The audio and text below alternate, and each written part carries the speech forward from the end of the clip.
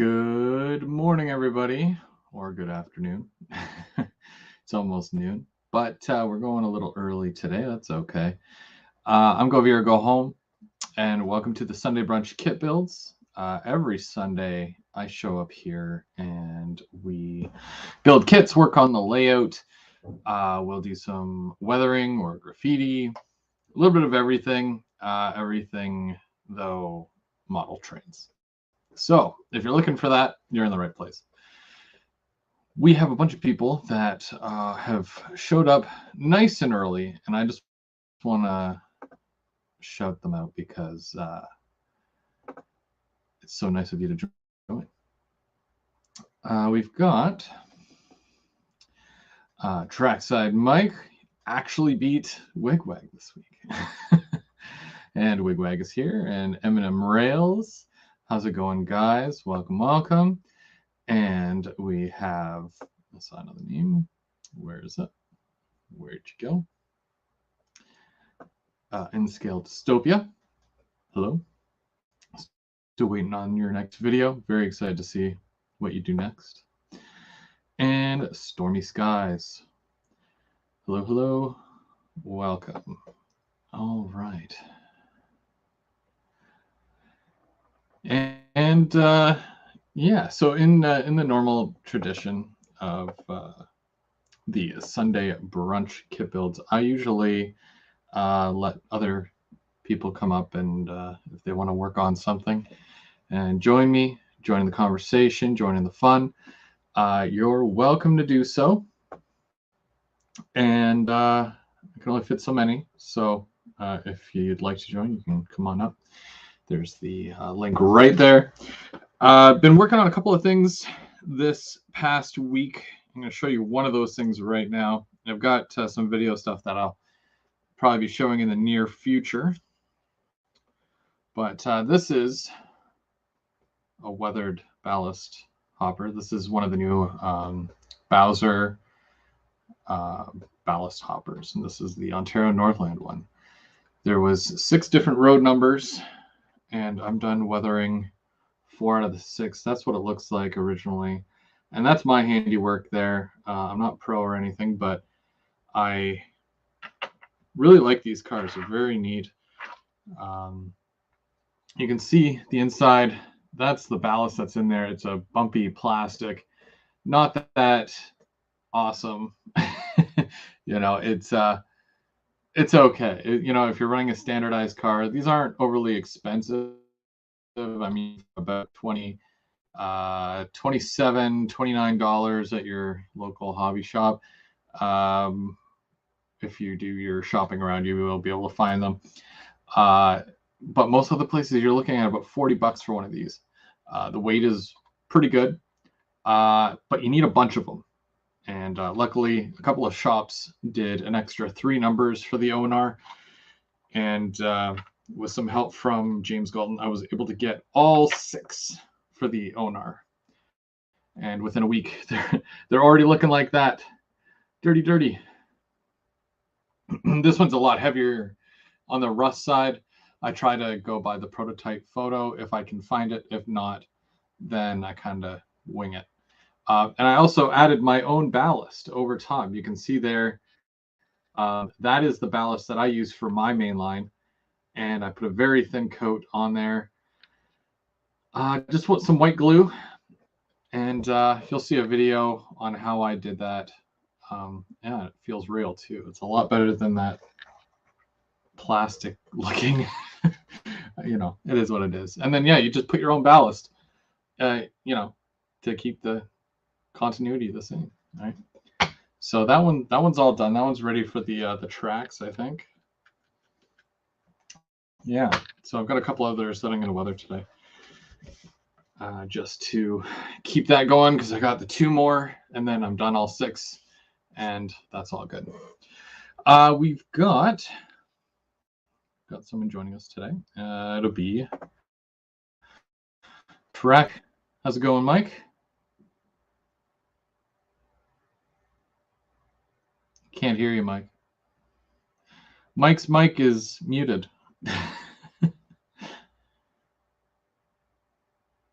while he's figuring that out, Almar, how's it going? Thanks for joining us. Check Oh, one. thank you. Can Oh, you hear me now? sorry. Yes, now I can hear you. I don't know why it defaulted back to my laptop speaker, but It happens. you got it. What do you got? What do you got there? What on there? So made some coasters, Toasters. coffee coasters, or drink coasters. Nice. So what kind of material is that? It's just your normal material that you use for coasters. You can buy, I think she buys them at Binge Bins. And then I bought a printer about a year ago and finally turned it on. And I said, "Hey, can you make these?" And she did. So thought I'd show That's you neat. those. Yeah. Is that? It's almost like a mouse pad, right? Yeah, it's the same material. Neat. That's cool. I really like that one in the middle. Yeah, that one might turned be out. might be biased, but that's neat. Oh, yeah, that's cool. And you got Yeah, James turned there out on the pretty good. right. Yeah, I'll James say. is, it turned out pretty good. How long does it take to print one of those? So you print it on a filming sheet, and then she presses it on there with one of those shirt press or whatever you call them. But yeah, Oh, okay. pretty neat product. Like it's like a heat stamp kind of thing? Yeah, it's like a heat stamp kind of thing. Nice. With transit paper. Sweet. So what are you going to be working on today? I'm gonna finish my hobby shop. Yeah. Yeah. Yeah, no, there were some guys that didn't get to finish, even though we did I more or less concluded it, but yeah, everyone's still welcome to come aboard and still work away at theirs. I just brought it down to 4 weeks, but either or. But yeah, I'm sure there's probably more I can do on mine, but I'm still working on the area that it's going to be going on, the layout. So I'll be working on some other stuff while you guys are doing that. We've got the plumber and Heath from Humanity Junction joined us. How's it going, guys? Welcome. I was showing off my little Bowser ballast hopper earlier that I did. I'm going to be weathering up a couple more of these today. And also, I do want to put some more touches on this building here. I have to work on the backside because obviously it's not done. So I'm going to work on that. And I'm just going to put that down there. How many of those you got done, the hoppers? Out of 6, 4. 4 fully completed, weathered, and they have the little ballast inside and all that. Nice. So we just got 2 more that I have to do. But these numbers here, I always go on Railroad Picture Archives, and they didn't have any prototype photos of these specifically, or these numbers. So I'm just going to freeball these ones. However, where the other ones are a little bit, I try to get it as prototypical as possible, but I'm not like pro or anything. So I think it turned out pretty good. I'm happy with them.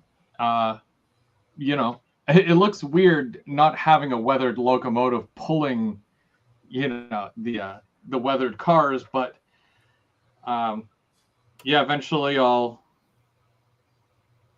do those hopefully, and I'll be able to weather some locomotives. But I want to get through a lot of my rolling stock first to really practice before I start doing anything major like weathering a locomotive. And I haven't opened up that package yet, but that's Wigwag's package of mini prints that I'm going to paint for him. Oh, neat. So that you're going to be painting those for him? Yeah. And then I'll send them down to him. try and get Do you these know lights hooked up. what ones there are? Are they like the But YouTuber I, one? I haven't even opened it, to be honest with you.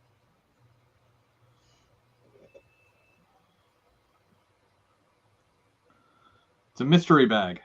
It's a mystery bag. Only Wigwag knows what he got. Uh-oh.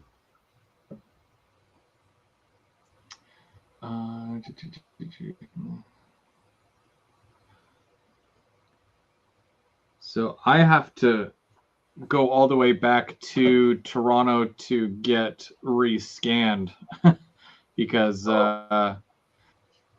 he was having some issues with his scanner the day that I got scanned. So some of it didn't turn out as well as he hoped it would. Well, I think we both hoped it would turn out well, but so I'm going to have to go back. Mine is a little delayed, but it'll be good once I get that done. Hopefully early next year at some point. I don't like driving to Toronto in the winter, so if I can avoid it, I will, but we'll see what Wigwag happens. says you got the plumber, Heath, Rip Tree, Dorito Bag Tom. There you go. So there's what's in the mini prints. Neat. I wonder how much the shipping is for something like that to ship, the envelope with minis. Because it's not very heavy, right? No, it's not. I think, don't quote me on this, but I think Bernard, if you're $100, I think it's like a flat rate. $100? Yeah, I believe so. That's why I haven't hit the send button on my cart yet because I'm still adding stuff to it. Oh, no, I mean, like for him to ship it to you, basically. Oh, Oh, wait, did it come from Bernard to you? yeah, it's from Bernard to me, yeah. Ah, okay. And then I'll send it to Wigwag once I get them Gotcha. done.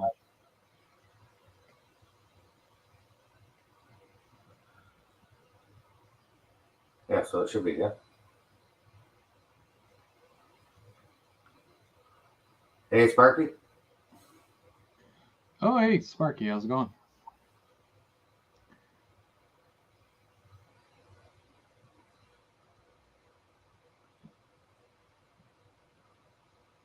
I should have picked a building with less windows. You just do one 'Cause, solid plastic sheet. oh man, like I have to individually paint each window frame and then each window ledge and then each not an awning but the way the brick is over top of the windowsill. Yeah. Yeah, so I got to do each and every individual window just like that. So yeah, I don't really want to worry too much about the back of the building because of the fact that you're not going to see it, but if I ever have to move and I have to change my layout, I want to be able to reuse a building like this in the future. So I want to make sure that it looks good, all the way around for that very reason, because I don't know how to look in the future. So it's a little extra work, but I'm sure it'll be worth it. Yeah. Now, do you use the kit that comes with the windows that comes with the kit, or do you use like a tape or something? So for what I'm doing with these, basically, I would love to add like the roomettes and all that to the actual insides, but because the building itself, I'm making it all removable, I'll Right. probably add all that detail stuff later. I just want to get the building in place for now. I'll probably add lights and stuff, but um, I'll add the plastic window coverings and whatnot, but that'll be probably about it for the detail that I do on these. Okay.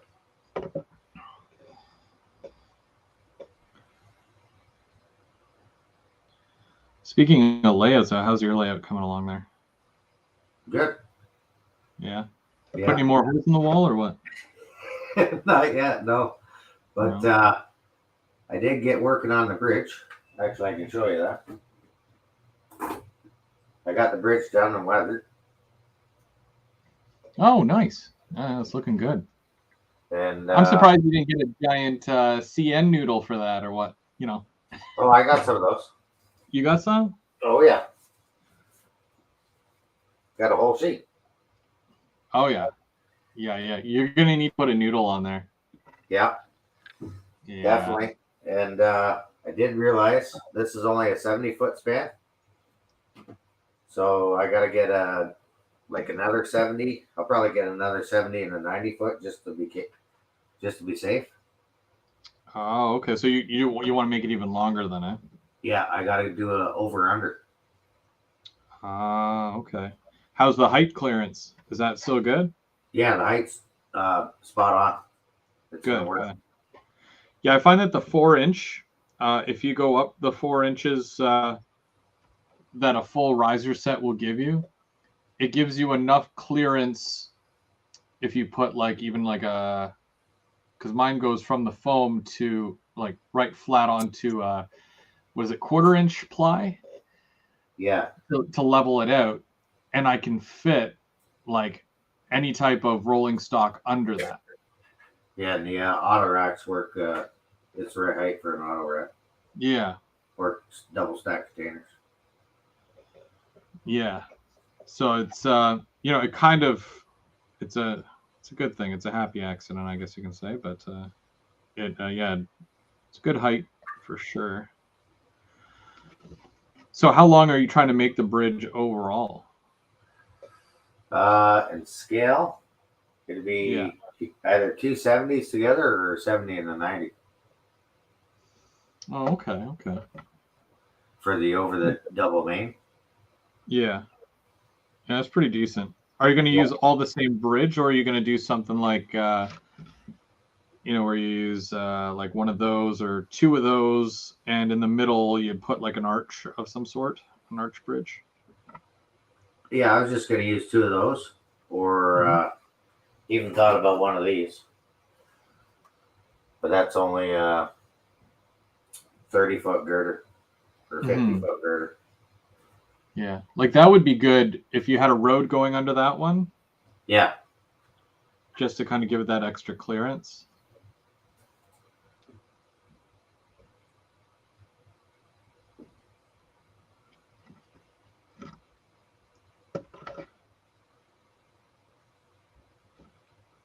Yeah, I think a bridge and a tunnel should be something that everyone has on their layout, at least especially, one or the other. especially the hole in the wall. It's only Yeah. gravel. Well, after between seeing you do that with the hole in the wall, and then seeing Stormy's video last night where it was going from one room to the next room to the next room, and I'm like, oh, I want that. That was pretty cool. So yeah.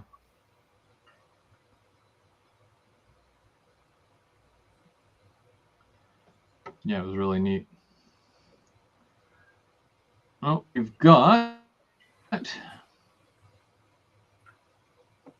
Oh, Heath from Humanity Junction is joining us. Hey, Heath.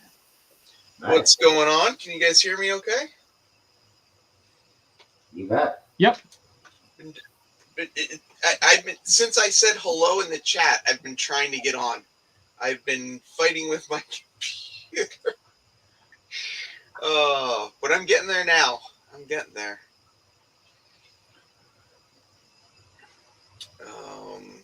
What am I still trying to figure out? What are you up to today? So I am going to be doing a bunch of soldering of track. I'm going to finish up laying the track on my peninsula section. So I got the circuit breaker installed last night. Got some of the frog juicers installed. Now I just got to finish off the track. So my first step, let's actually do this.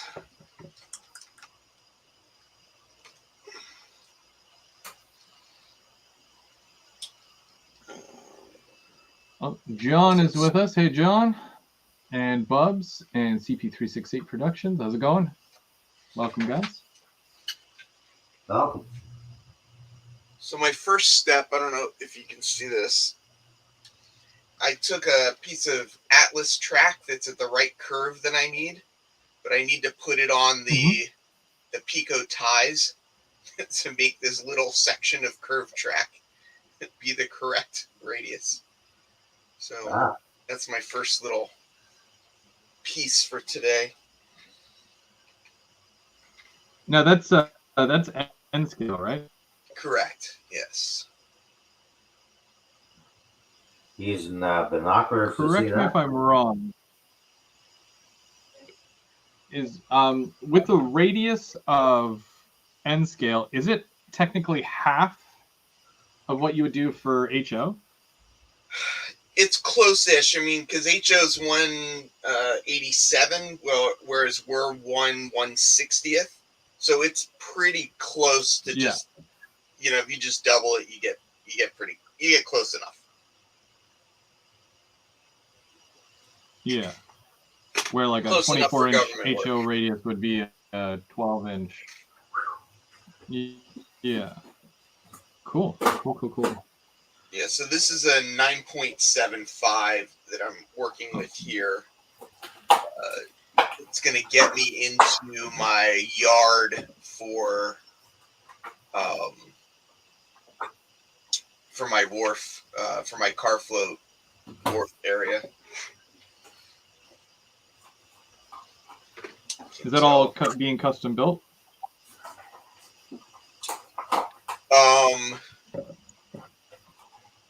I mean, I'm buying kits and stuff. Like there's the Walthers Water Street Freight Depot, and then I got the transfer bridge from Fast Tracks. Couple of the things were 3D printed. Cameron from Caboose 121 and James from Boulder Creek Yard 3D printed me a couple things.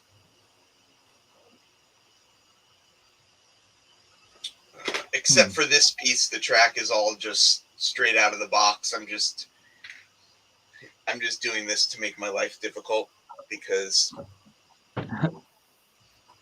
why not? Well, it's all part of the hobby, right? So. Yeah, exactly. I just spent about an hour. We got one more.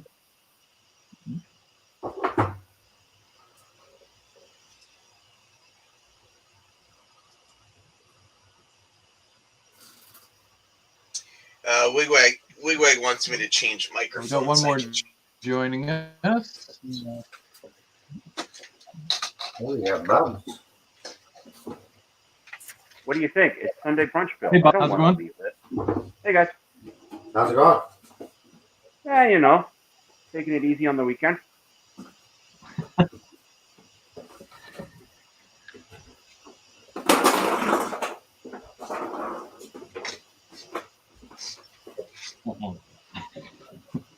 Somebody dropped something. Yeah. Just me getting an extension cord. Oh.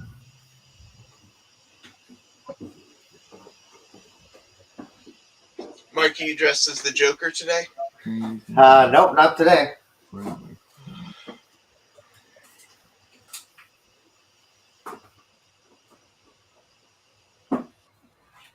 I'm trying to hook up these lights finally. See how that goes. All right, so for Wigwag, my microphone should sound a little better now. Yeah, it sounds better.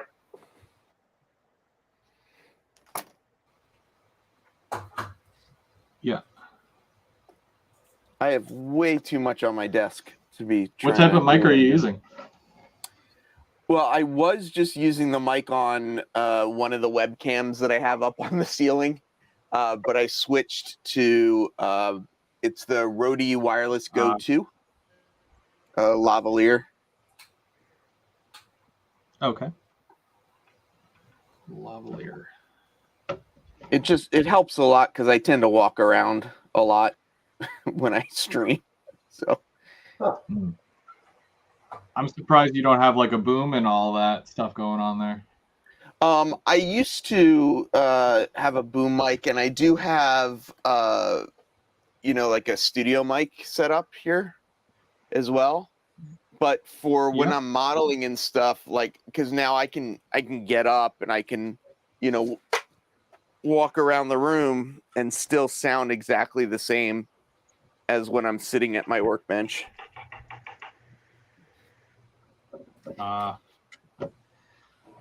Contact. I'm still waiting to change my desk, but I'm probably going to get one of those desk-mounted booms eventually. Yeah, and that's what I started with. Just to make more room. Yeah, just with my layout, it just doesn't, like how much you walk around your room, you don't really want to be tied to your desk, in my opinion. Yeah. Yeah. For the setup that you have, yeah. For me. Well, but for you as well, like, if you're going to go walk around your layout and show somebody something, what mic do you use when you're doing your, like, running trains? He uses that big thing he's got. So for that, well, no, that that's what I'm using now. I have a Yeti Blue for like lives like this where I'm not going anywhere. But when I do my around the layout stuff, the cameras themselves each have an individual pickup. Oh, so that comes right camera from mics. the camera. Gotcha. Yeah. Yeah, and technically I could do that as well because all my cameras have mics. I've just turned them all off.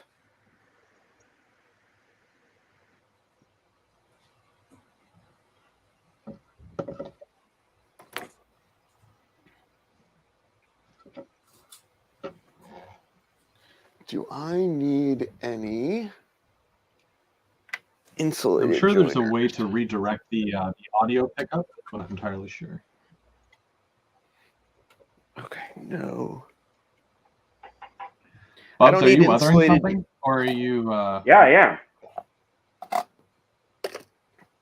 I'm weathering my CN Greyhoppers. My 5150s. Neat. And I just realized something. They actually come with the actual reflective tape. The tape is actually reflective on there.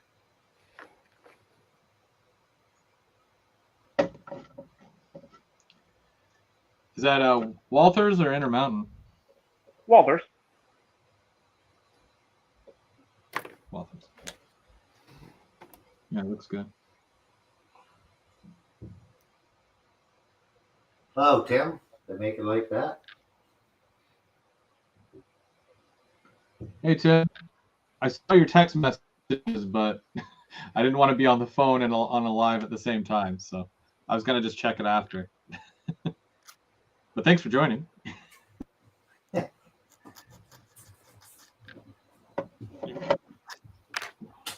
That's all the windows. All the windows. I'm like, no, missed like 5 windows. All the windows. This thing has so many windows. I was complaining earlier because this thing has so many windows. So. Is that the Walthers he called corner me store? Christopher. The hobby shop? Or are you talking about Chris's? He's talking about Chris's. Oh. We got to drill another hole here.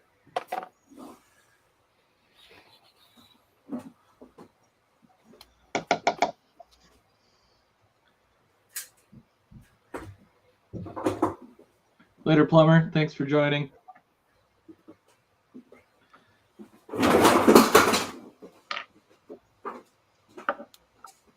So, someone's not having a good day. Who put that extension cord there? I think I know who did that. I think he dropped a couple things when he put it there.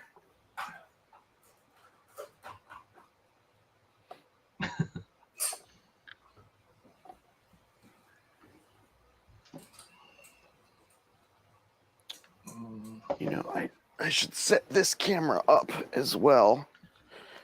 Maybe one of them. Let's move over here.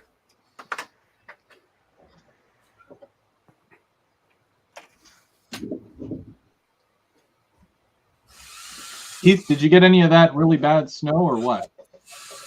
None yet for me. I have been snow-free so far. Good. Yeah. I thought New York got hit like pretty bad or something not too long ago. Maybe upstate did. Because of how close we are to the water, we don't necessarily get snow really early in the season. Yeah.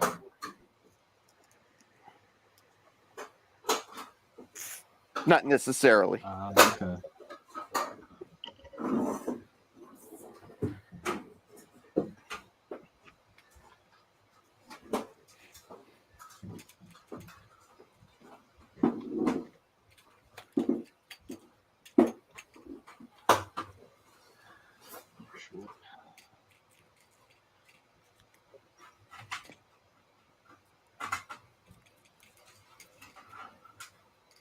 Okay.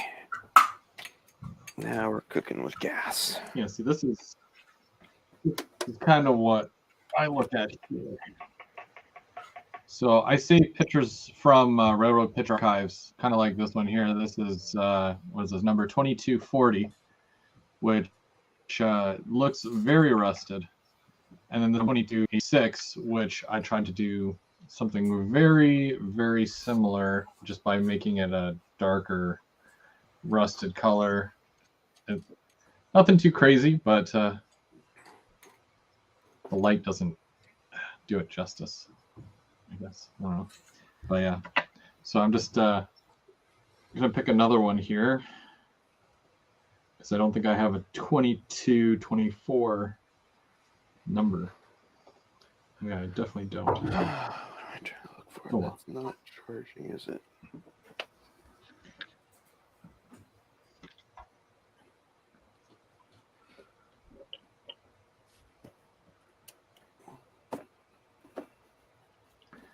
Thanks, John.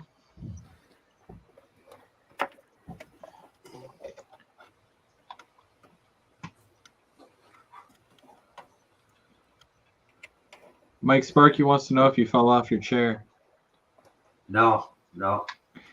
Almost tripped over the cord though. I think we're all. I got the plug and play lights, and it didn't quite reach the outlet, so I had to add an extension cord.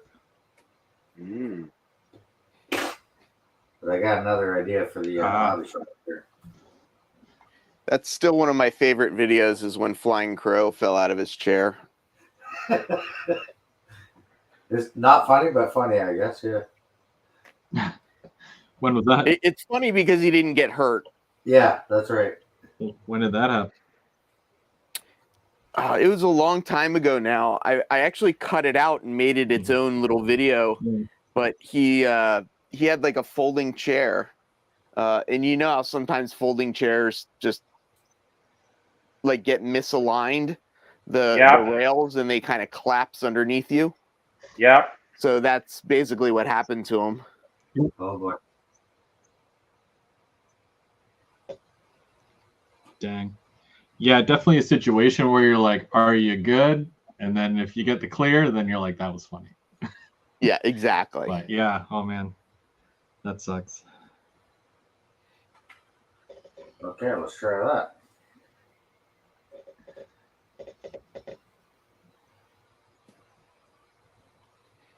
I like your car there, Bubs. You said you're doing a good job. Oh, thanks. Bubs is really yeah. focused. These 5150s, since they're like practically new, I'm not getting really to do any graffiti to them. I'm just gonna dirty them up. That's just shit.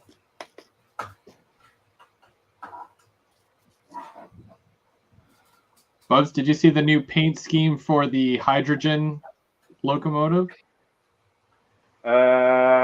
Which one? The one that I just 1001 and 1002 from CP.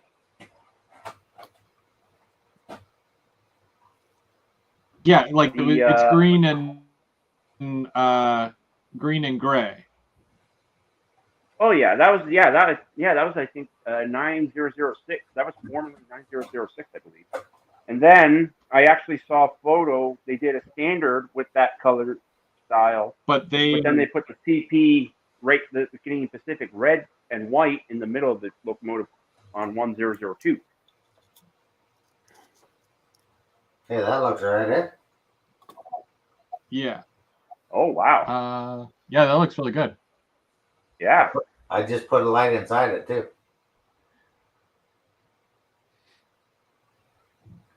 Dim it down and turn the other ones on. Oh. There you go. Oh. I was kind of pondering on what neat. to work on. With the light over your head.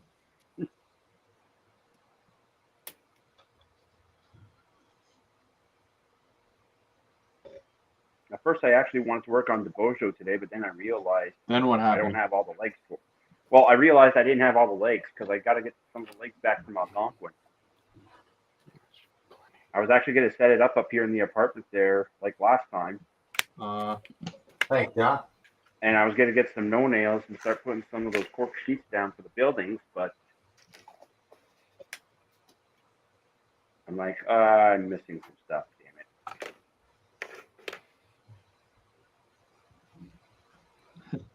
Those plug-and-play lights are pretty bright. How's it coming along, though? The Bojo? I still haven't touched it yet, to tell you the truth. What? What do you mean, what? I'm taking my time with You're this busy one. a lot of the time. It happens, eh? Yeah.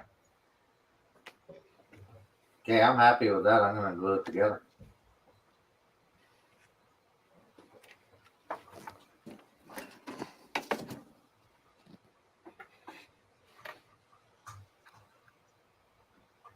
When's the next setup there, Bubs? Next weekend.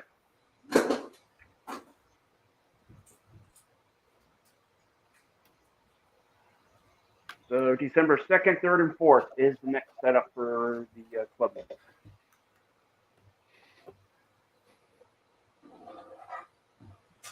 Oh, okay, not too far off then. No.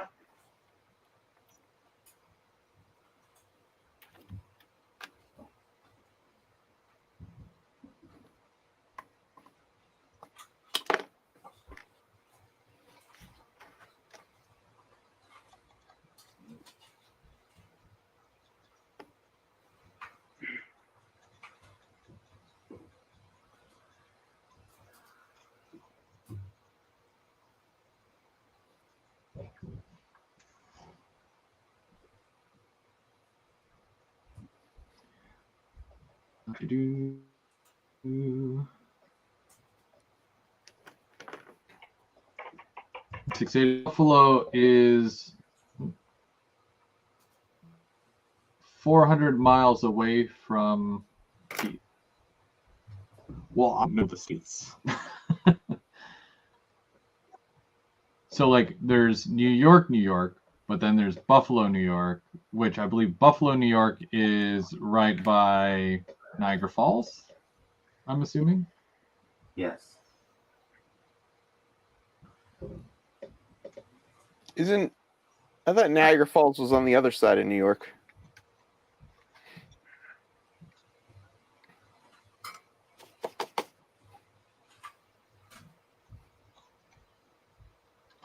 Yeah, I don't know. I thought Buffalo's kind of straight up, and Niagara Falls Buffalo's is right across from to the left. Fort Erie. Buffalo's across from Fort Erie. And 600, don't quote me, but I think it's like 600. And is Fort Erie in the States? No, Fort Erie is in Ontario. Yeah. No, Fort Erie's in Ontario, right? Yeah, I said that. Oh, okay. In New York That's what I thought. City I'm like, is like 600 some miles from there.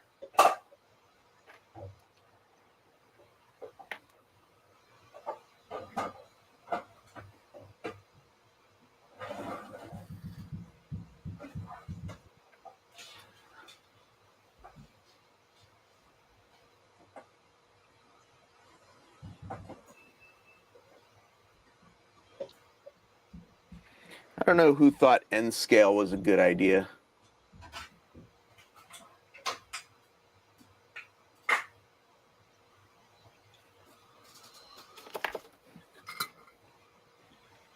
I had around Z scale, so.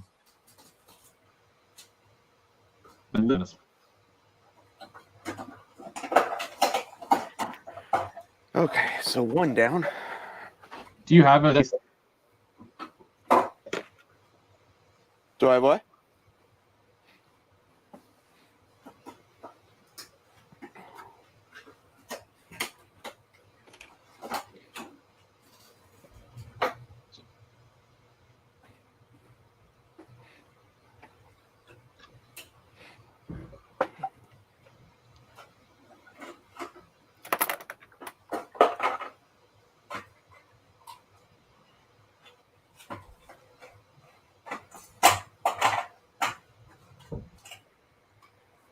Definitely have to dull coat this all after.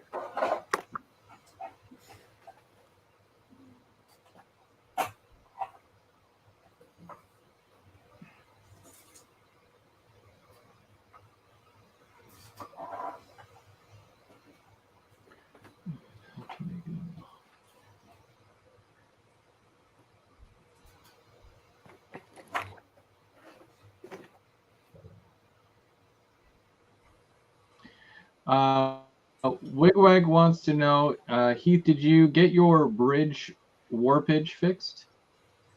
No, it's still slightly warped, but I have a plan.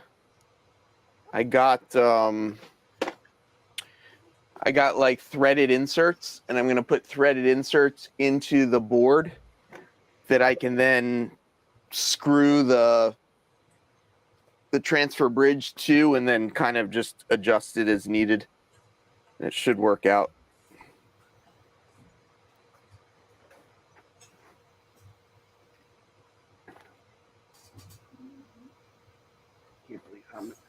Can't believe like Christmas is almost upon us.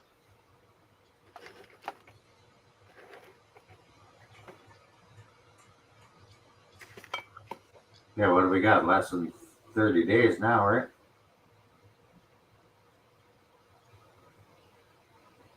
Yeah, actually 30 Just days. about, yeah. Less than 30 days. Less than a month. Yeah. Time flies when you're having fun. Who's having fun? Don't make me come over there. Who's having fun? I'm always having fun.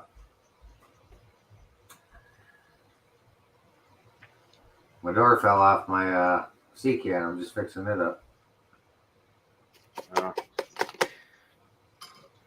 I can't wait to get that mail call bid done once that's here. You got a mail call? Possibly. Oh, nice.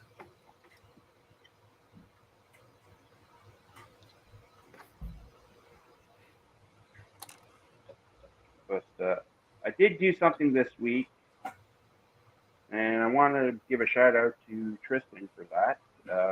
He bought a leased F-59 a while back, and I helped him out. Like, I just bought it off him, so I'm gonna have all three leased to Via Rail F-59s marked.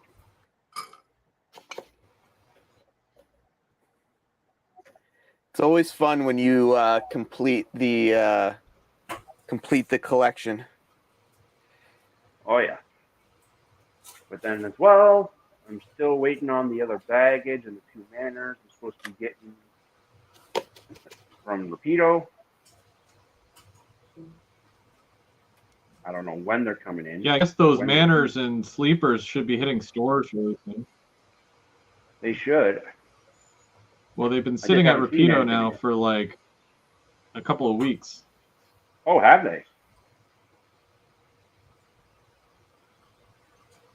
Yep.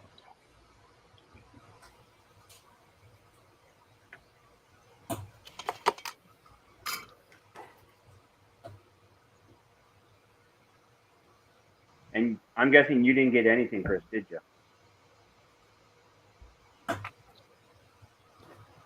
I'm guessing Chris got one I of didn't each. get anything. No, No? not yet.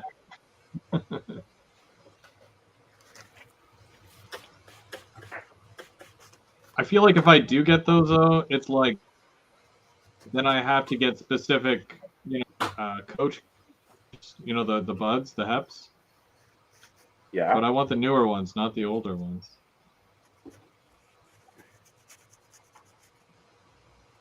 So I don't know. I'm conflicted. It's tough. Tough call. Tough life. Tough life. What train do I buy? Yeah. Oh, if they make the Chateau and once the coaches come out, I May should those have be a the worries complete of today. Canadian. The Aurora SD60 will be out soon too. I know. Oh, you are a complete Canadian. Sorry. And I can't wait for those 2 units. No, what are you That would saying? be a sweet. Yeah, they should be out maybe before Christmas or after, but either or is gonna be nice. I think they said that they'd be definitely in the new year. Yeah. Either or, I'm pumped. Oh, I know, I am too. Now, does the engine fan on top, does it turn? I think it did, didn't it? Yes, they do. As well, instead of decoder taking off the whole shell for the decoder, it looks like all you got to do is just take off the dynamic brake housing on top, Okay. which is just clipped in by magnet to remove a decoder. So easy change up. Yeah, basically. I don't know. I find I like the ESU decoders more than Digitrack decoders.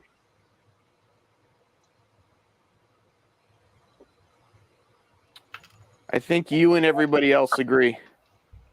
Well, at the club, I find out that every time I put a Digitrack locomotive on, it oscillates when it's pulling a consist when they're in mute.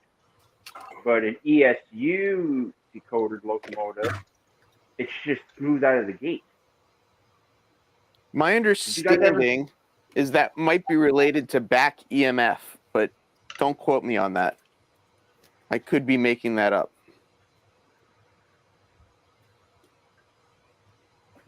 We'll see if anybody in the chat agrees or disagrees with me. And for those who don't understand what EMF is. Oh, are you asking me to explain it? What's EMF? Yeah. So basically, my understanding is when the motor, when the motor spins, it creates an electromagnetic field, and back EMF reads that magnetic field, and it's able to adjust the speed of the motor or something like that based on, how much work it's doing or something like that.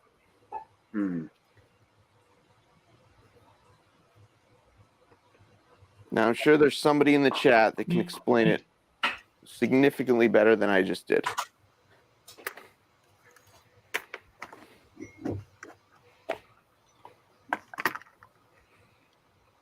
I don't know. That was pretty good. Yeah.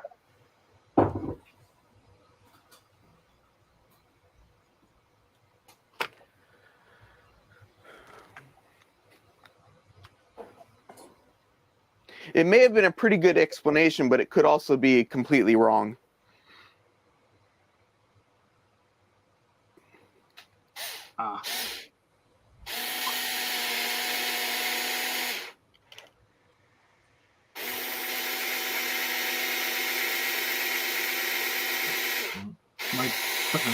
Is that loud?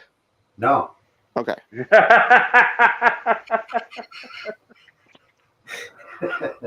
Sorry, I had to say that. No, it's not that. Yeah, that. Huh?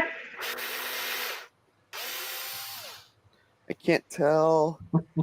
On today's episode of the Bottle Kit Build, we're going to see blue smoke. Well, I'm drilling right near where the frog juicer is, and I'm trying to make sure I'm not drilling into it. And it's on fire. Yeah, exactly. Yeah, don't be doing it. I've got it lined up pretty perfectly. Just misses it.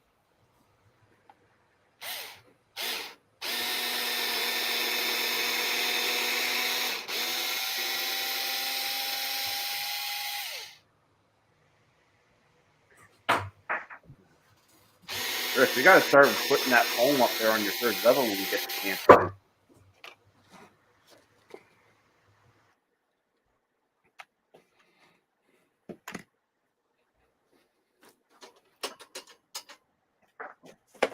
All right, let's see. This may be loud. Start putting the what? Maybe on my maybe on my holidays, I should come by to help you put the third level up there, like put the foam up at least. Was that loud? Yeah, that'd be cool. I gotta get it though. I gotta pick it up. No, I know. A little bit. Not bad.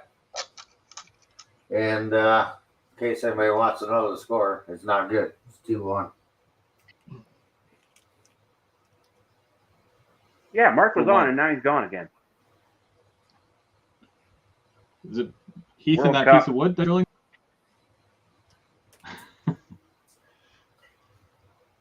He probably in the middle of watching the big game on his laptop or his phone or TV. What Mark big into game is soccer? happening? No. World Cup What's that? soccer. Oh, yeah, I'm avoiding that because of all the FIFA BS. Yeah, I hear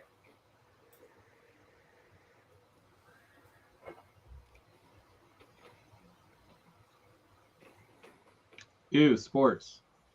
Just Yeah, weird. exactly.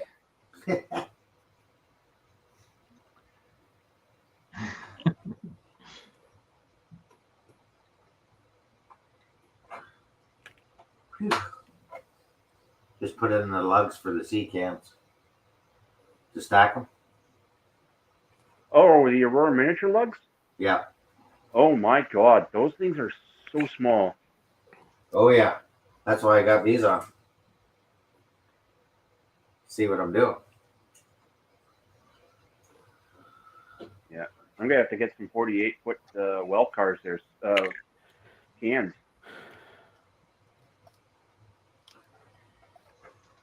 Now here's a question for you. Should one container have the door one way and the other one the other way, or both the same way? It all depends, I guess, on who the shipper was that loaded it into the well car. So the answer is yes. Do both. Thanks, Heath.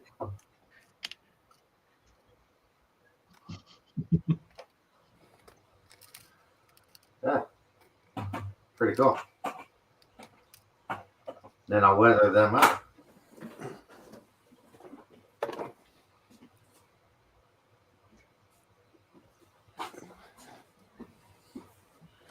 Hey, Dwight, how's it going? Wigwag was asking earlier if where'd it go? He was asking about Digitrax and is the ESU lock sound V5 good? Which I believe is also the newest, but yeah.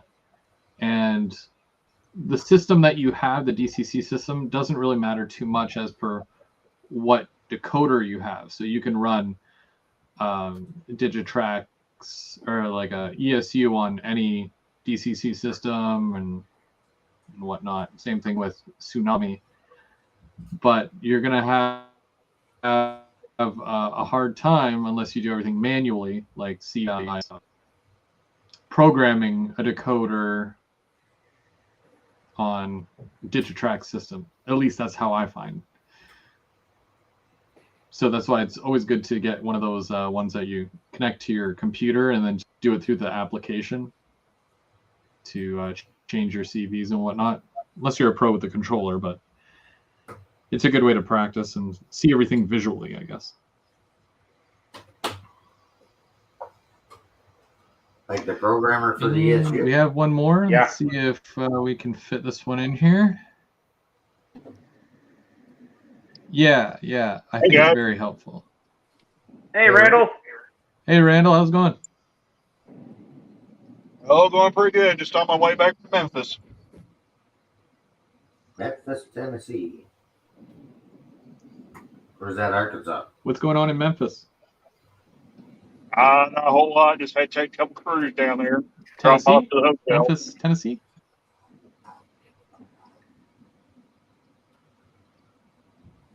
Right now, I'm fixing to go through Bay, Arkansas. So.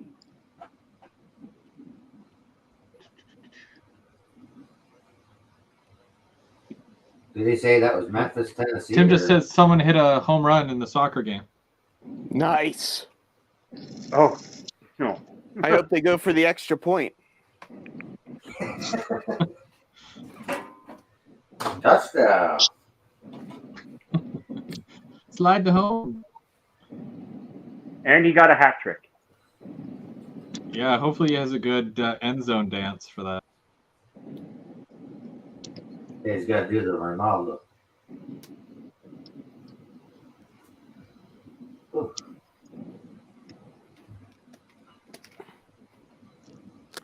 Randall, are you working today? Yeah, I'm actually working today. Running the cruise. Wind's blowing pretty hard too. How far is the drive to Memphis for you, Randall? Let's see. I think it's about 165 miles. I think is what it is from there to Memphis. Oh, that's not too bad. I thought it was farther. It's about a 3-hour trip. Woohoo.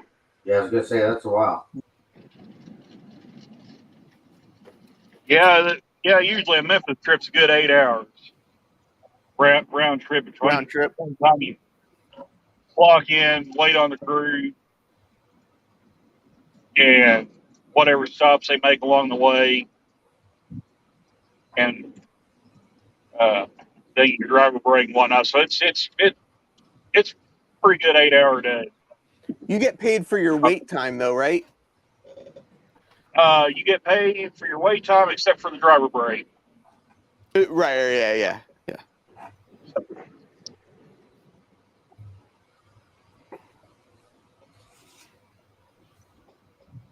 Yeah, as long as it's not airing the driver break, you're basically on the clock getting paid.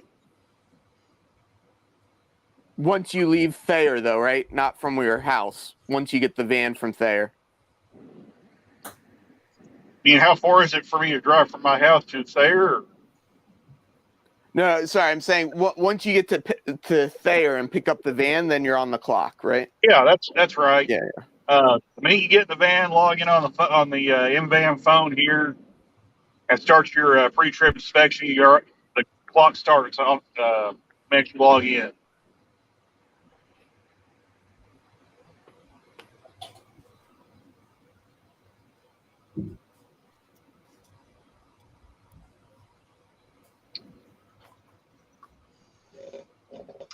Sparky said Canada did score their first goal ever in the game today, because we know Mike is secretly keeping score. And he said that Amy is watching from in the house. Hold on. Canada's got a soccer team? Oh, yeah. Last time we were in it, Heath, was 1986. I'm just as shocked as you are. I had no idea Canada had a soccer team. I guess soccer is kind of like ice hockey, but on grass.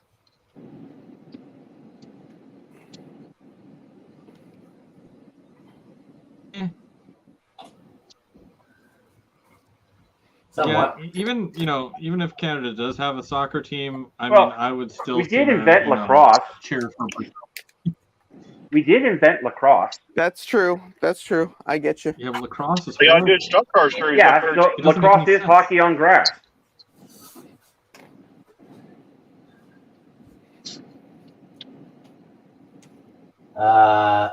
I'm pretty sure we're losing. I think they were reaching with that one.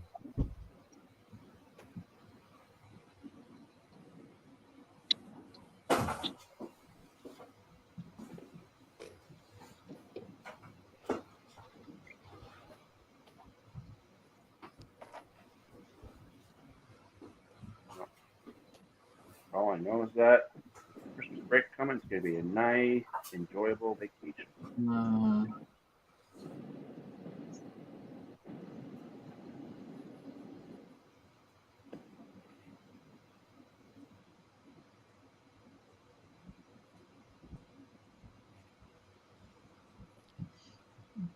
Sparky said, "What did you guys think played at BMO Field?" I have no idea where the field is. That's in in Toronto. Toronto? Yeah. Yeah, I was gonna say, what's BML Field? BMO, Bank of Montreal Field. We had some big iron there when they built that.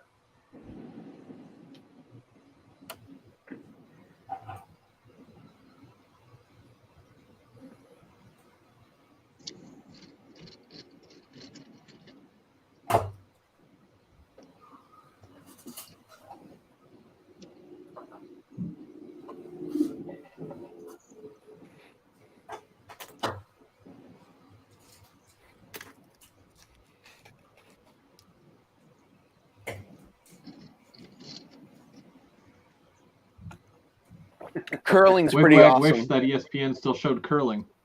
Yeah, curling's awesome. Yes, it is.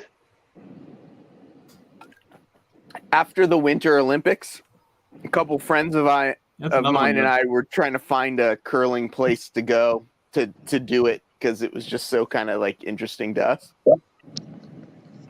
Have you ever tried it? I never have, but there is a place on Long Island, I believe it was, that you can like come and learn how to do curling. There's a curling rink in every town here where we are. Yeah, luckily we don't have as much ice as you guys have. It's kind of like bowling, somewhat. I've done it in high school. I was actually on the curling team. Your high school had a curling team? That's awesome. Yeah. Yeah, that would be pretty cool. That sounds like the most Canadian thing ever. Actually, it's a Scottish sport, to tell you the truth. It started off in Scotland. Is it the one? In fact, yes, it's why a is Scottish it such sport. a Canadian thing? Well, we are descendants of Scottish. Canadians are descendants of Scottish people. That is a true story. And plus, it's a great sport to be. It's a great it's a great time to just hang out, have a drink or two with friends while you're doing it.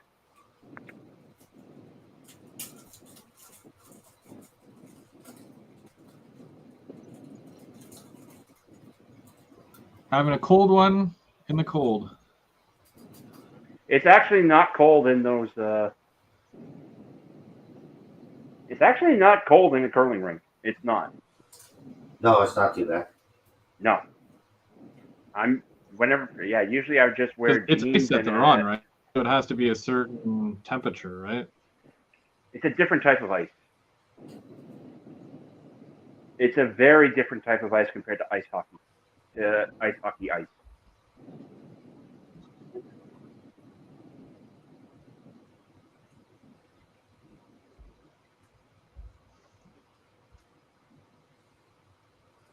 Let's see, Derek's in the chat. Yeah. Well, 368, we actually have quite a few cups for curling. There's actually a World Cup for curling there outside of the Olympics, too. Yeah. There's quite a few cups.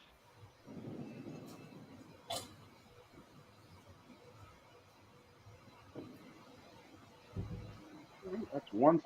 Whoa. Sorry about that. Hey, Derek. Thanks for joining.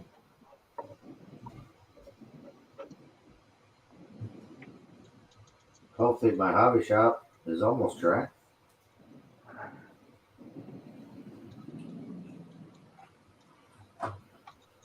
Speaking of hobby shops, I went to Mid-South Hobbies yesterday when I was down there. Woo. Got a really cool Union Pacific hopper car. Did you find anything neat? Nice.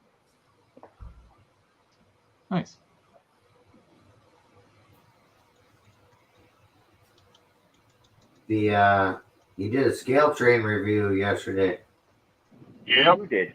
Oh, where'd that go? Randall did. Oh. That was at Scale Trains Operator ES44 is what I had. Yeah. He did the review. Did you get that from that hobby shop or? No, I got it direct from Scale Trains. Oh, okay. That way I get free shipping. Oh, there goes the empties for Jonesboro. I just caught a glimpse of the rear DTU on that train. Is your camera right now facing the tracks right now? It will be. It's not. We're going through Jonesboro right now, so I won't be next to the tracks till I hit about Bono. So.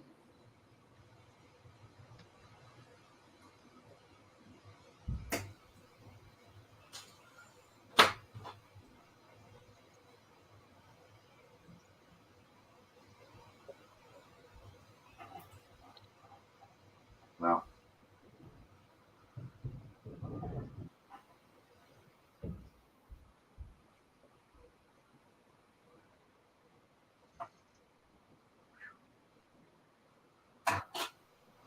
One side done.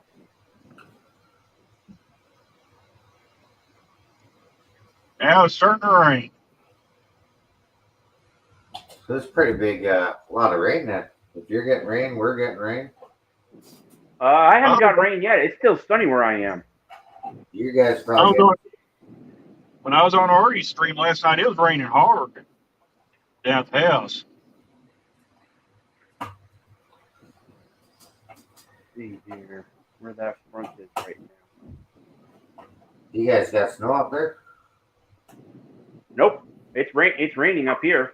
Oh, okay. It's gonna stay actually above freezing. Yeah, I'm hoping to catch the CP Christmas train Wednesday. Okay. Yeah. Well, I do. Yeah, you got a little bit right now, and I see the heavy front coming my way, our way there, Chris. Well, like rain? Oh yeah, it's a big system. Yeah, I think it goes. It's quite wide. Like it goes. Well, quite far. Buffalo's getting hit hard right now. You're just on the edge of one of the portion of that system. And then me and Chris, well, we're in the path of it. Luckily, we're staying inside. I was going to say, I'm totally unaffected by this. I don't go anywhere. Yeah. I'm inside. Me either. Like, I haven't gone anywhere all weekend this weekend. It pays to, hibernate. Like, I go as one town over to take my wife to work, and then I come home, and yep. Sometimes it's the best thing to do. Work on your hobbies. Stay out of trouble. That means you must stay out of trouble.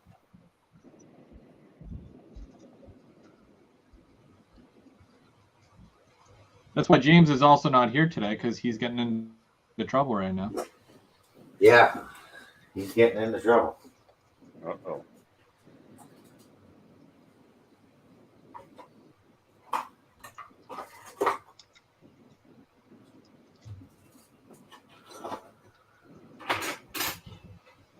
neat to see once he gets going on the layout. He's got the plywood up on the walls.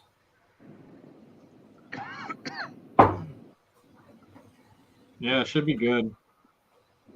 Yep. Anticipating that.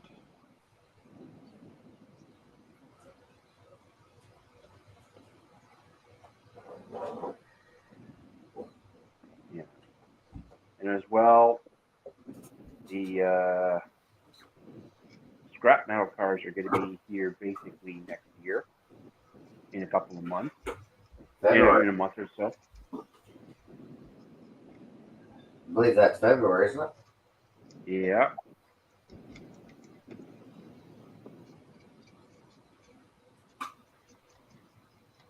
Yeah, I'm happy with that. I still can't believe my buddy bought 18 of those. Heath, any plans to come north of the border next year or what?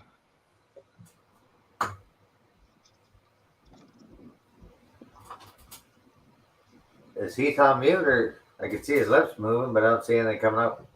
Yeah, I think he's on mute. Oops, I put myself on Yes, mute he's to muted. vacuum, and I've been talking the whole time. That happens. That's a little rough. It explains why everyone was ignoring me, though. And he's warming up for off the tracks Mondays It's already. like, why doesn't anybody answer my questions? Yeah.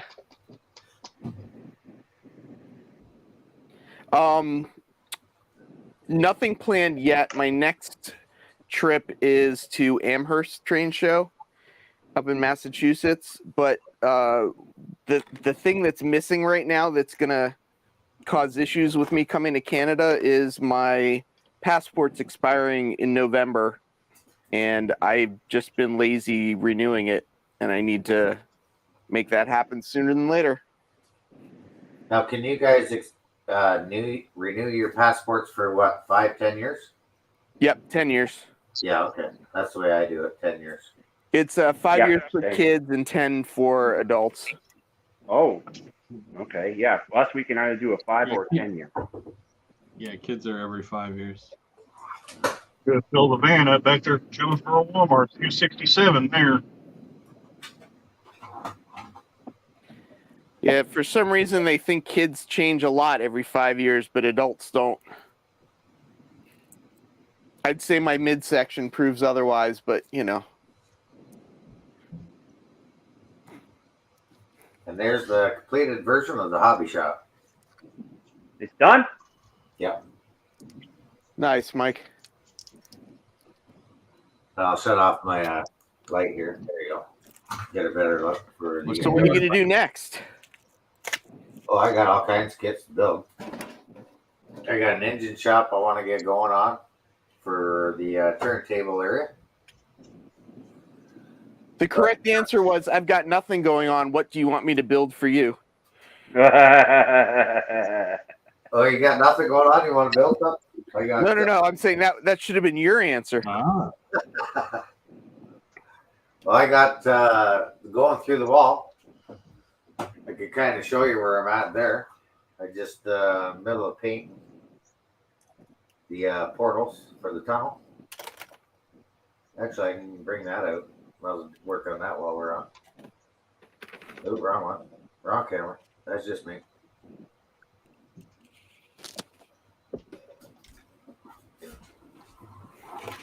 Let me know if you want me to go full screen there so we can get a good view.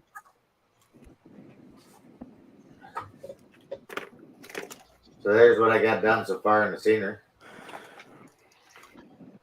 Okay. Where's Mike? Mike. Oh, wow, you got a lot done. Yeah.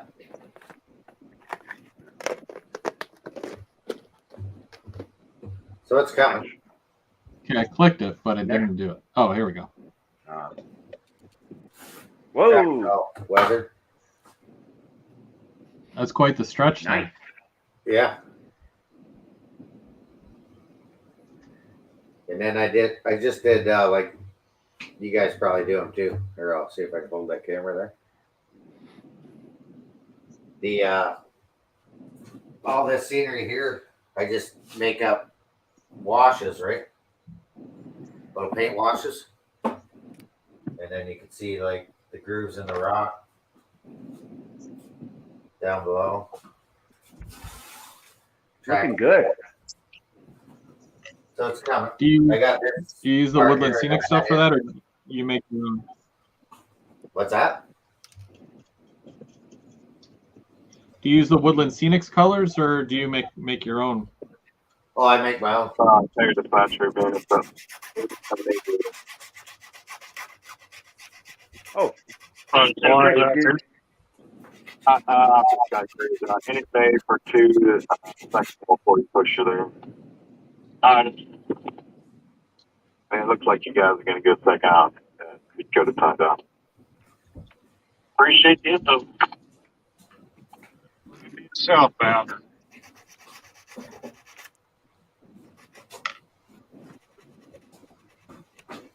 Who are you talking to, Randall? I said that's I said have the southbounder, I guess, in the Jonesboro. I guess they're pulling some power off or something. uh-oh. Issues. That's the dispatcher that reaches out to you, right? That's not the crew. That would be the third sub dispatcher. Yeah, sometimes they'll get a hold of me and have me stop and pick up a crew at some point, but most of the time it's the Rail Crew Express dispatcher is who ends up calling me. So.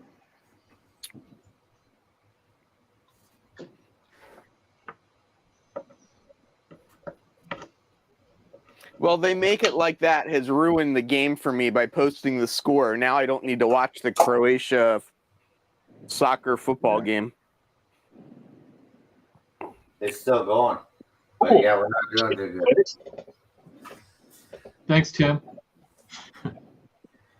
Yeah, I was really looking forward to watching that later, too. If you can't tell, I'm being sarcastic.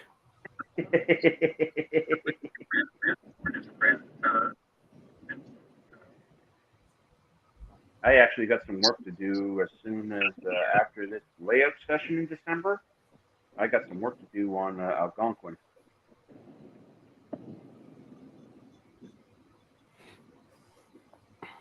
Any more revisions there with that, or what? With Algonquin? Well, I still got to put the water effect in, for one. Yeah. Oh, no, the Bojo. The Bojo? Other than... No, it's basically been approved. We're good to go on that, so... I got to look for the video first, and then I got to edit it, and then I'm going to... Definitely probably in the month of December, I'll put part 3 up about laying track on the Bojo.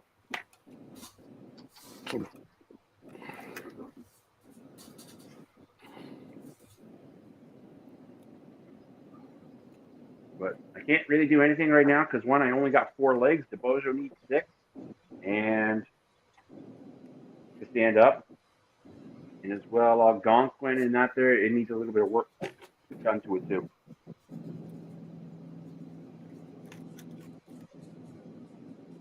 So you still have your work cut out for you then, eh? Oh yeah. It just doesn't stop. It never stops.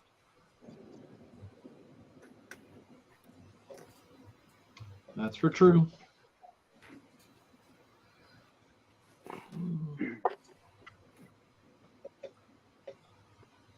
I've got barely any space, and I still keep putting things down and losing them.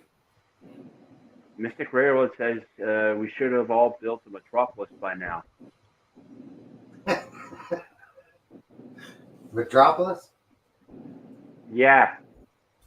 I don't know if that's going to work, Mystic, because, well, Chris is down in Ottawa. I'm north of him about an hour. Mike is all the way at the west end of Ontario, just about there in southwestern Ontario. Yeah, right at the border. Randall's just coming back from Memphis, and Heath is in Buffalo. We're all over the place. We can't make. No, we no, can't I'm not do in it. Buffalo. I'm in New York City. Oh, okay. Sorry, my apologies. I'm nowhere near Buffalo. Hang on, I'll stop down here and redo my camera where you guys be looking out the windshield. So I can't do it while I'm going down the road, obviously, but Do they have cameras in the crew vans like they do in the cab of a locomotive? There's actually a camera right here. It won't go off unless I hit the brakes really hard or I hit something. Don't be doing any of that. Or if I swerve real quick and miss something, it'll go off. Oops. Well, Tim just sent a question. He's like, well, Bubs, you should send me that hopper. Well, Tim, I got 3 more in this color scheme. And I got 4 others in maroon. Which hopper's that? These 5150s from Walters. I love my grain. I love my grain trains. What can I say? Yeah. And it's that time of year. Grain trains are moving. And potash. Yeah. That's definitely what I'm going to try to see if I can catch while I'm on winter break is catch the grain trains and the potash trains coming down on the Kingston.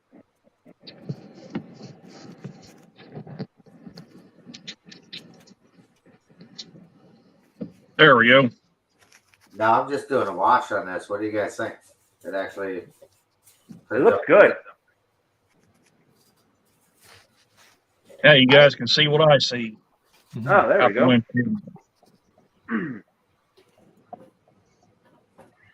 I'm a big fan lately of just like making a couple slightly different color washes, and just do like a bunch of really light layers of all the different colors. Yeah, that's all I do, and I think it looks so much better than trying to like figure out what color to make things.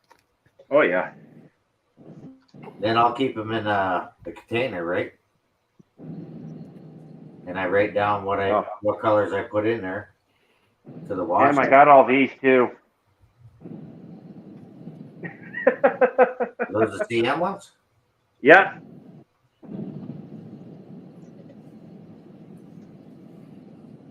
I'll give you a bulk deal. Send on.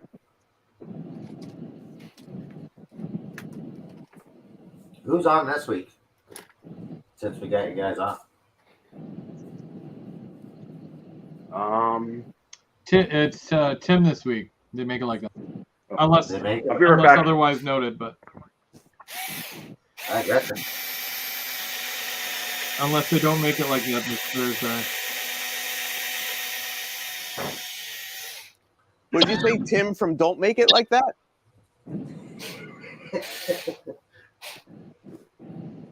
So I kind of turned the camera a little bit where you guys can be looking right at the tracks as soon as we get to Bono. So we'll see if we see anything about it. He's close to Buffalo Wild Wings.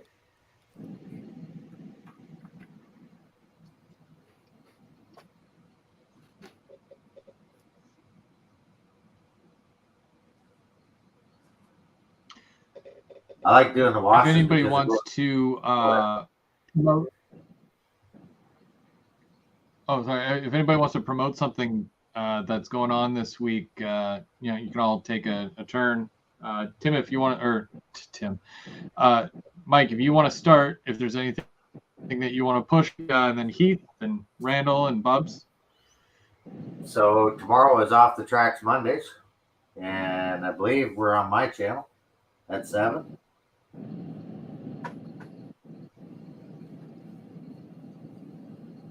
And I'm getting close to probably doing something for Boxing Day. Heath, what's going on in Boxing Day? Oh yeah, because that's a Monday, right? It's a Monday, so might be a special episode. I don't know. Just throwing it out there. I don't know that I have anything to promote.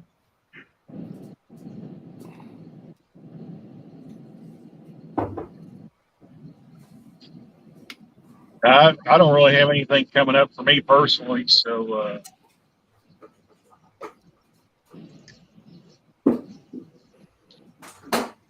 I won't have anything ready to go till the till my SD38-2s get here. And that'll be What about you? probably the next review. So.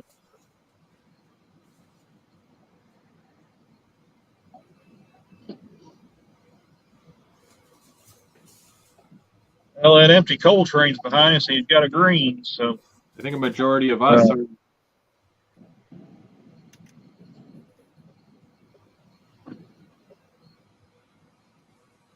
We're all waiting for that SD60 from Aurora. So, but that won't be here till like mid to late January. So. I'll tell you the next engine I'm planning on getting, Chris, is that Canadian National Elgin Joliet and Eastern Heritage unit. I really like that one.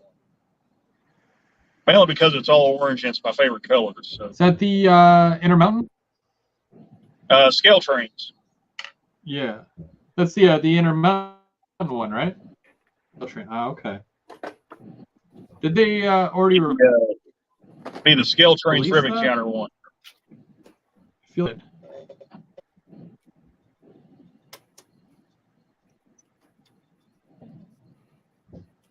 I think I looked on their website and it showed it's supposed to come in January 2nd. So.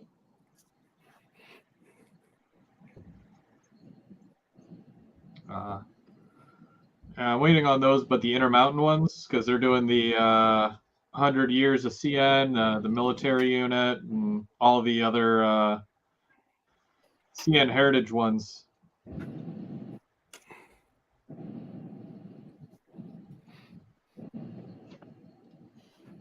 But they haven't done so.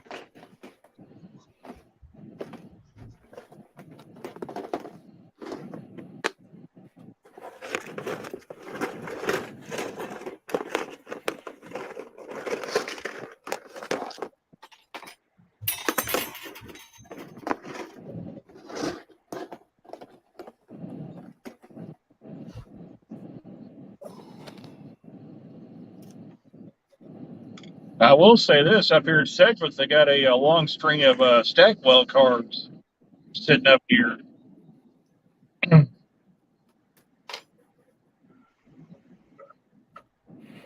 How well can you stack a well car? Where's this? Yeah, not very well for me.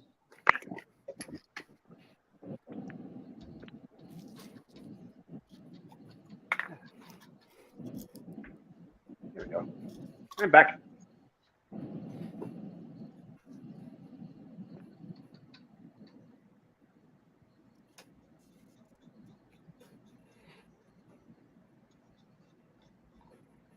I actually saw a video the other day after 5 months of on hiatus. BA Rail Systems updated his put an update video up on his page.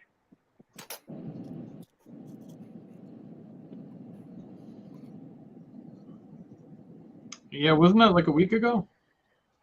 Yeah, I think so. Yeah.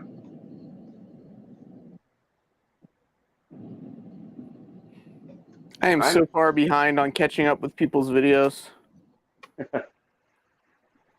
No, he actually did a Fifi car. Yeah, I feel like if you miss one day, you miss like 40 videos if you don't.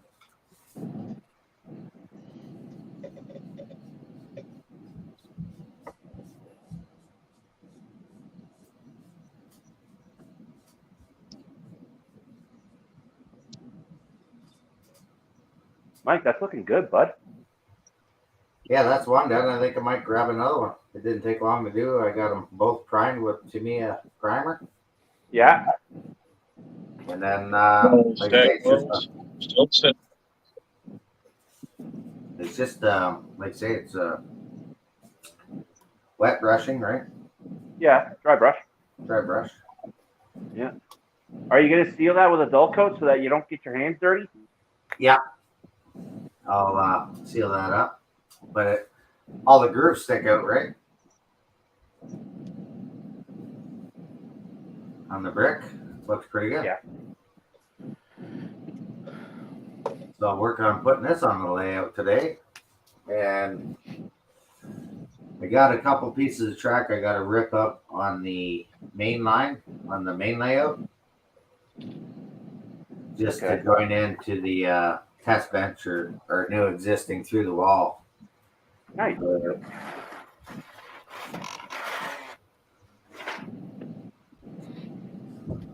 Can't wait to do Randall, it. that's it. What's that? Go ahead. Oh, sorry. I was just going to ask Randall something there. I'm just wondering if that's just a complete empty stack. Say that again. Is that a complete empty stack train there going the opposite way? No. That siding back there is called Sedgwick. There's really nothing there except a lot of times they'll store sets of freight cars out there. That one there was obviously a bare table train. It had the power pulled off of it, but a lot of times the 101 local set cars out there, or a train will have issues with a car that's set out there. Just various reasons, but a lot of times that's where they'll set strings of cars out. Oh.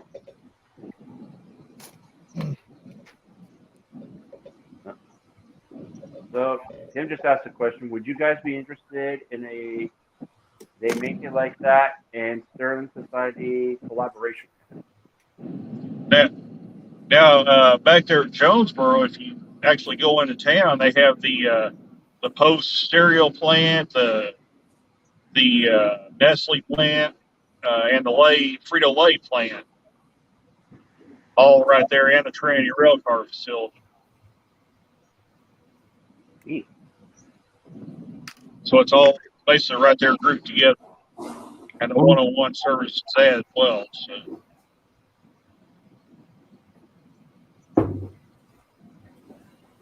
What was the collaboration?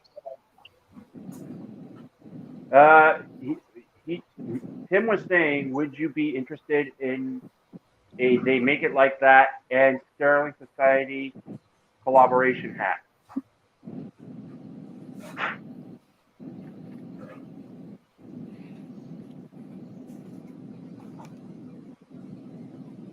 Possibly.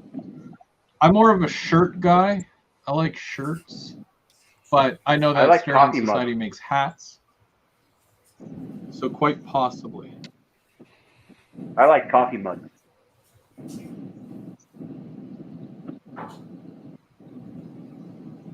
Coffee mugs. Yeah, because I adore having coffee. Yeah, a coffee mug would be good. Yeah, I don't really wear many hats.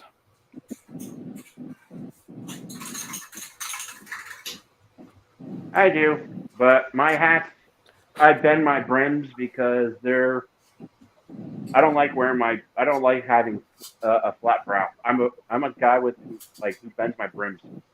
Oh, I'm totally a bent brim guy too. Yeah, I'm a redneck. With the heavy curve.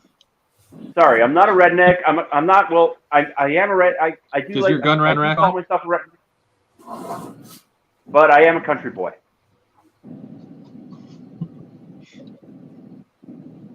Oh, so you put a real curve in that hat? Oh yeah. He's got her bent right around. That's a trucker hat curve there.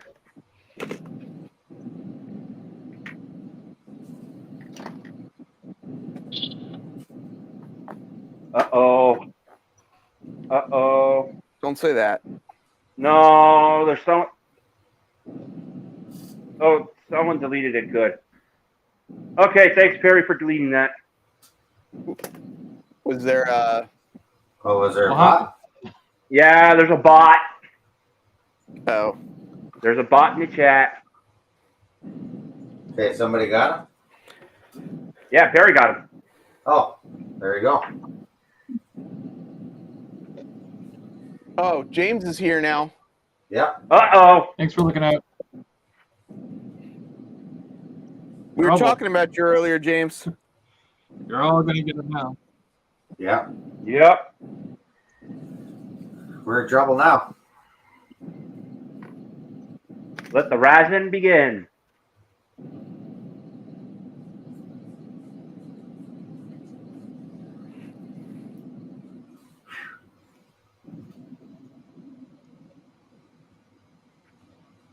Actually, Tim, I know you want to do a bulk, but which ones would you want to do? Do you want to do the red ones that I have, or the gray ones that I have?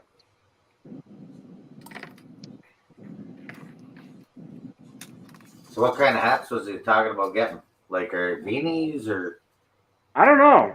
He said a collaboration. what? Probably Like the Tim Brim hats. That one Thursday? talks Probably. Thursday? Thursday, GVO But After the- Dark. Oh yeah. Oh man. Sign me up. But the brim has to be like twice the size of a normal brim. I tried to get some what do they call it, nightfall beanies, and they emailed me back. They're all out, and they move on to a different style or something. So I was gonna get the gray ones, I guess. I'll stick to my toques. Well, beanie too, same thing, isn't it? I always thought a beanie Not all was beanies are actually toques, but not all toques are beanies. yeah. Something like that. Now, right up here, we're going to probably about a half mile. We're going to cross over the UP Hoxie subdivision. Oh, So, nice. What in the it heck actually is a crosses toque? BNSF What is it too? here. So, Oh, sweet. I forget. Oh, be in a second. Nice. Okay. usually there's not anything on you, but we'll see when we get up here. Hang on. I'll show. I've never heard of a toque before. You're gonna It sounds run like out you of made that up. No, it's not. It's a No, it's real thing. It's a real thing. I'm Yep. technically wearing a beanie. It's a Okay, beanie, yeah, the but beanie out. Yeah, This is a yeah, beanie. yeah. Okay, see how there's like that's a what little I bit like extra wearing. down here? Beanies. Yeah. Yeah, a toque does not have that little bit of extra. It's basically right next to the skull. Ah, gotcha. It's a tight fitting. A toque is a tight fitting one. Where a beanie, as well, though some toques though will have the extra on the back, but then they'll have the giant pom pom on top, the big fluff ball. Ugh, I hate those. I always cut those off. Yeah, I don't wear them. Hashtag unpopular opinion.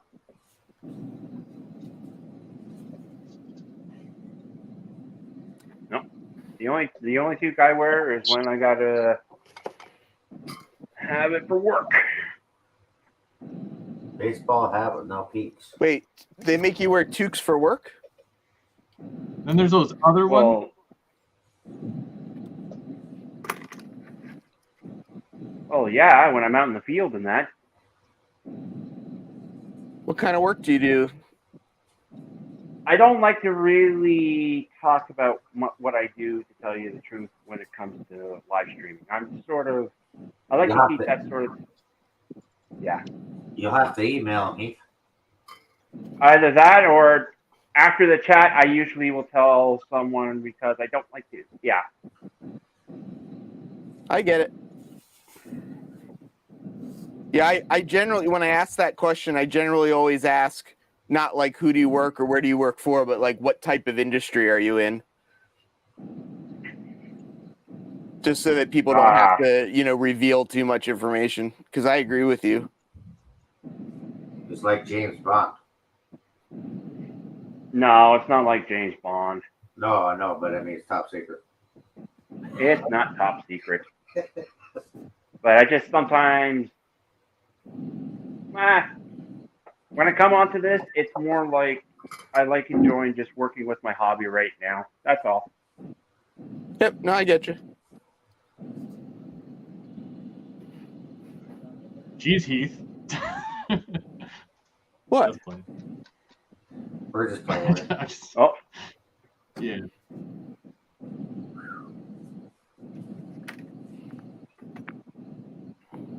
James asked me, did I see the link that John 2618 put on for backdrops? Like the last video John did? Yeah, I saw that one. That looked awesome. Yeah.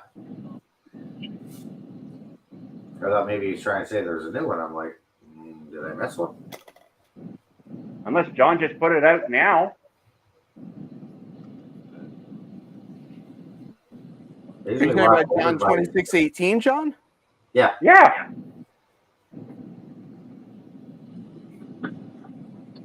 Yeah, he's got a good video out there of the backdrops and the layout, nice shelf layout that he done. He's working on.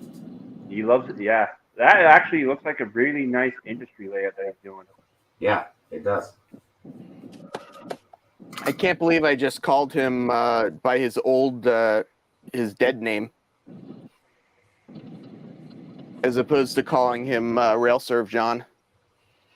I'm gonna make that stick if it's the last thing I do. RailServe John. I've never heard that one. Yeah, do a Google search for RailServe John. Okay. And John 2618 will pop up. Well, see, look, you learn something new every day. Yeah. Did he change his name at one point? No, it's Tom Klimoski wrote an article on his layout, and it's a RailServe layout. And for whatever reason, if you search RailServe John, you know, his layout comes up. John 2618. Oh, weird. Yeah. Yeah. Well, Dwayne Miller just came up good. Sunday, Dwayne, to you too as well.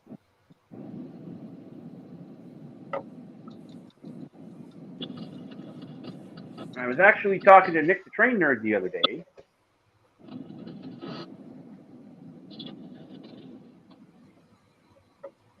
What's Nick saying? And actually, he showed me what he caught. He's got a few rail picks there Saturday. Okay, so that's one of your friends. They make a like yeah. that? Oh.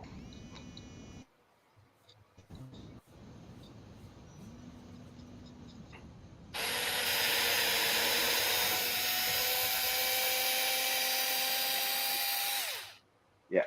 He actually caught 3305 on CN365 going through Kodo. One of the new units. Kodo junk. Yep. And then he got a friendly crew on Via 24 the other day. Yeah. They even put up a note, have a nice day on the window.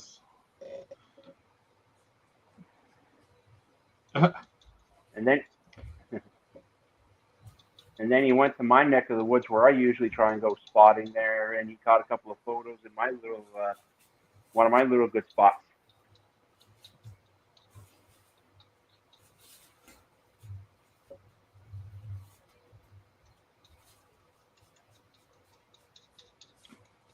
Heath, how far are you from Grand Central Station?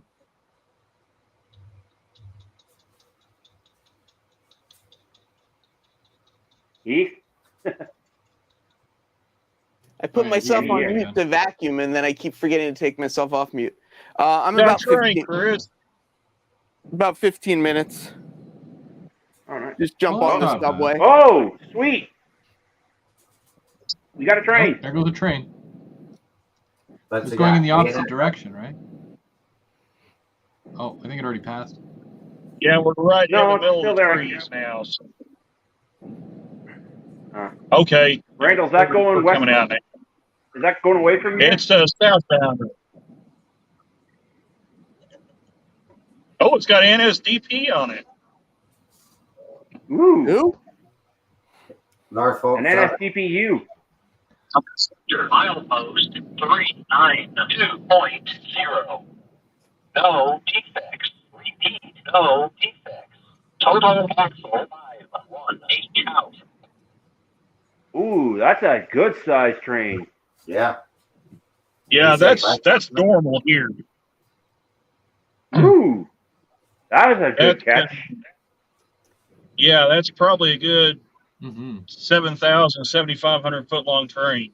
That's Yeah. pretty normal. In fact, a lot of the guys have told me over 8,000 is normal here. So Okay. Yeah, she had a lot of open coils there on the end. yeah, that's probably a that's probably a Tulsa Memphis train. The southbounds will always be empty. The northbounds will be loaded. So they 518 usually for that. That's almost 10,000 feet up here for us. yeah, some of those Tulsa trains get over 10,000 feet, but most of the time they're in the 8 to 9,000 feet range. I think me and Chris So, actually caught a 13,000 footer a year or two ago at Smith Falls coming. Probably. I don't remember. After that one day where there was like 20 trains that went through, it's like, yeah, hard to keep track. Yeah. now we're going to kind of turn away Also, from the tracks here at Black Rock. We won't see them again until Ravenden. So that's when we actually cross the main line. also, So a couple of new people jumped on there. So we did say hey to James from Dundas Junction Model Railroad, but there's also John 2618 and Dwayne Miller as well. Thank you for joining us today. I gotta go wash my hands. I'll be right back. Okay. Don't do anything I wouldn't do. And by John 2618, I think you mean RailServe, John. Yeah, that one. Now we know something new.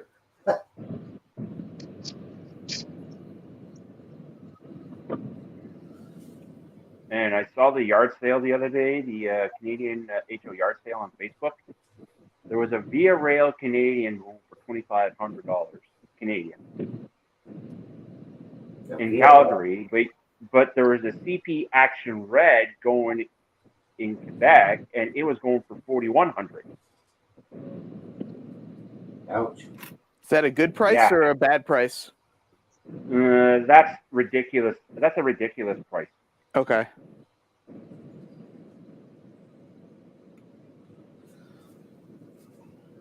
The Via one, maybe not so much,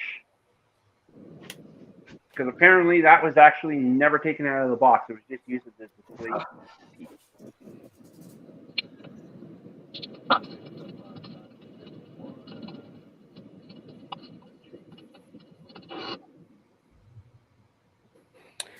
Why are track nails so small? Especially Make probably it like that. N scale. Even smaller. I think actually the HO scale, N scale track nails are the same. Okay. Although the Pico track nails have a smaller head on them than the Atlas ones. Yes.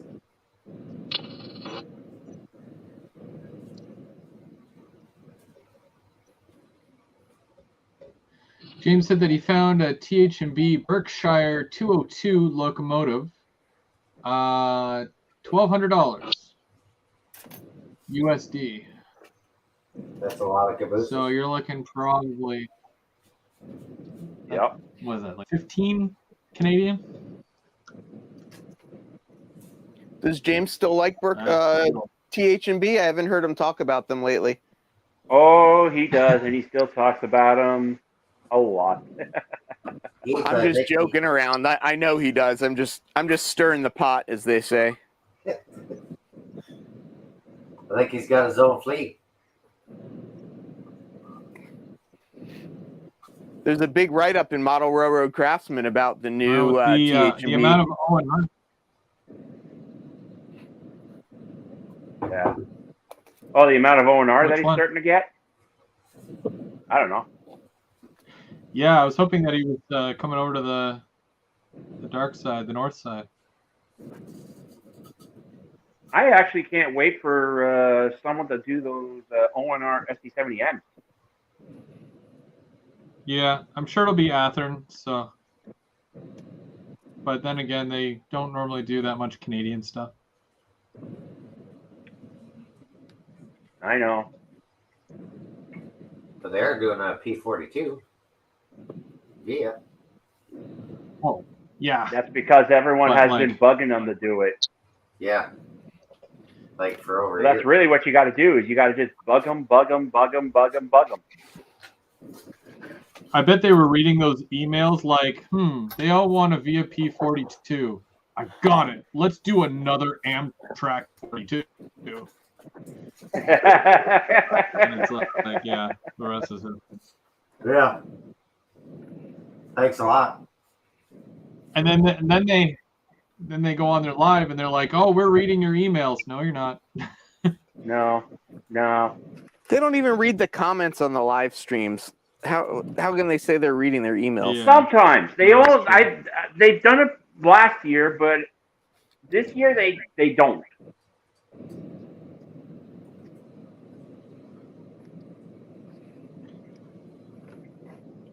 They've only done it a couple Obviously, of times. there's Stop and certain read questions they can't answer.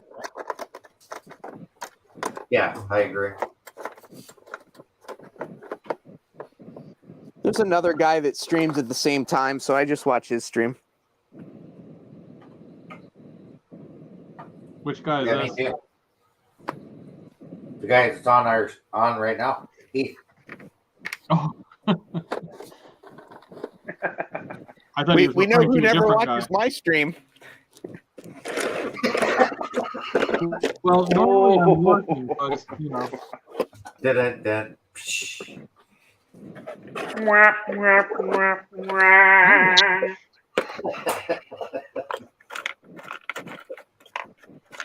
It's the same thing though when Mike goes live. Like I work that day, so it's like it'll be playing in the background, but I can't really comment all that much, and I can't hear what's going on.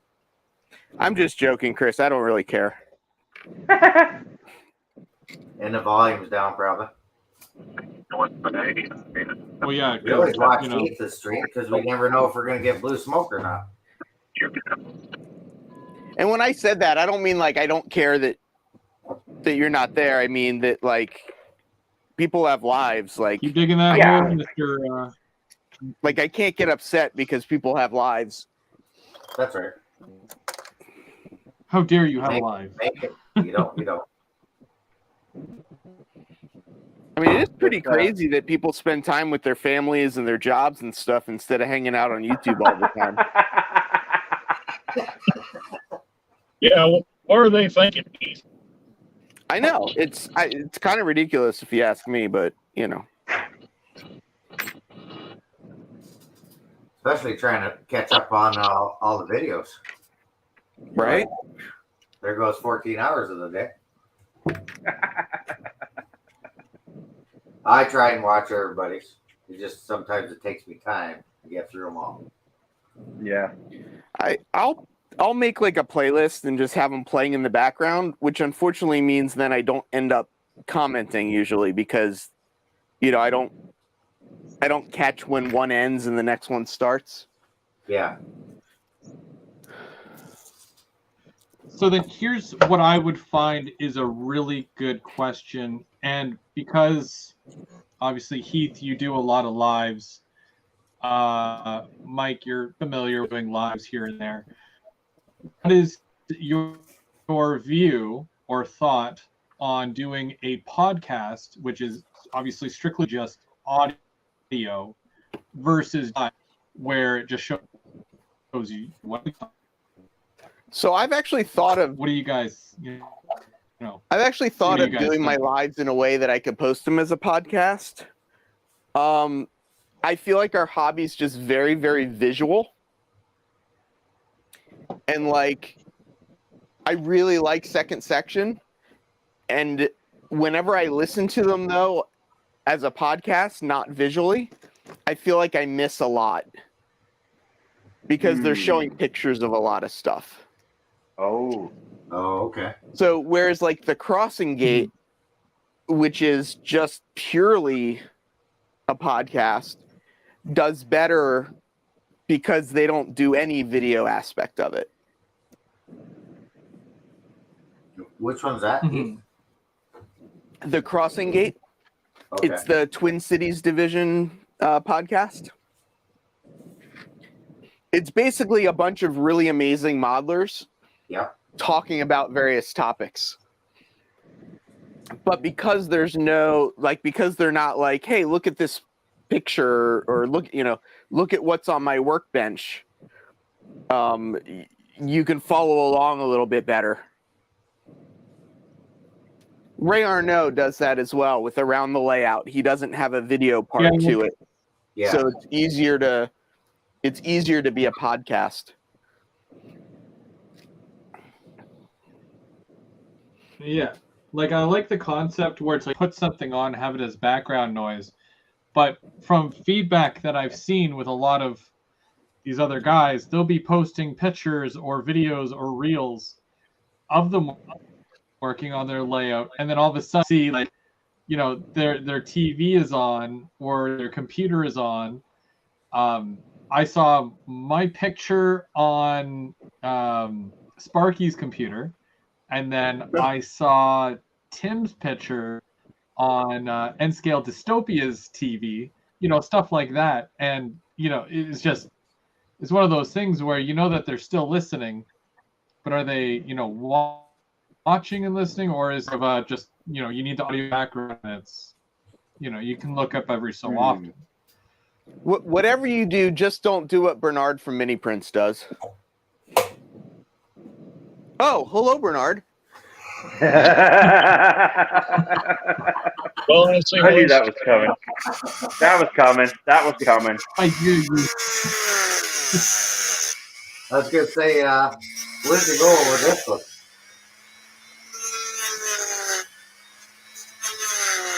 Ethan, I need somebody's name to show up in the chat.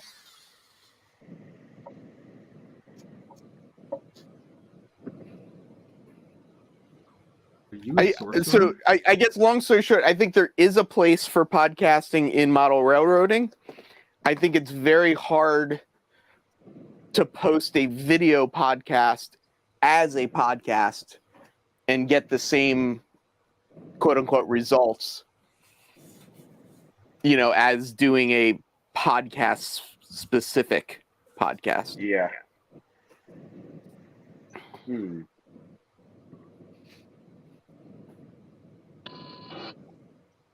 I was like, so the podcast has to make sense in where, if you're about showing stuff and showing work and techniques, don't do it as a podcast, basically.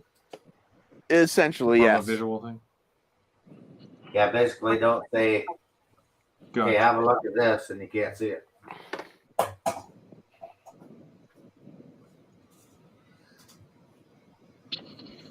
For me, I'm a very visual person, so I find it sometimes hard to listen to an AML or Around the Layout, but at the same time, when I'm working and I like that background noise, I'll usually have on music, or I'll put on a podcast if there's like something new.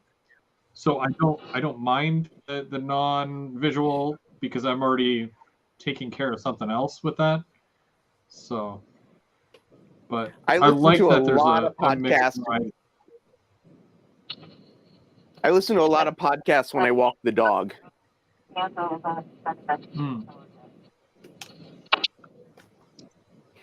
Yeah, that's good too. To have something like that available to you, on different platforms and whatnot. Is there a specific platform for just podcasts, or is it something where you can basically just upload a podcast anywhere?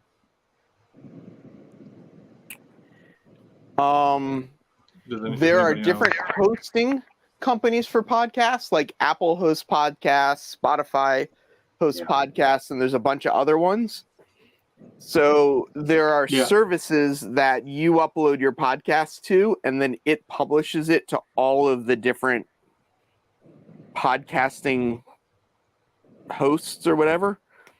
It would be like if you uploaded a video somewhere and then that service uploaded it to YouTube, Vimeo, Facebook, blah, blah, blah.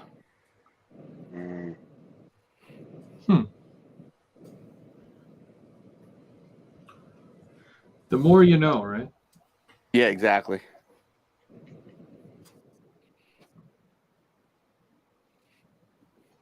Is it like an automatic thing, would you say? Kind of like when you upload a picture to Instagram, it'll be linked with Facebook, so it'll just automatically move it over there as well? Yep. Gotcha. Yeah, that's kind of how it works. Yeah, that makes perfect sense to me. I think Wigwag wants me to open this package. Open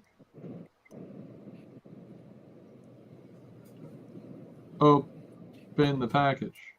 Open the package. Let's see what he's got.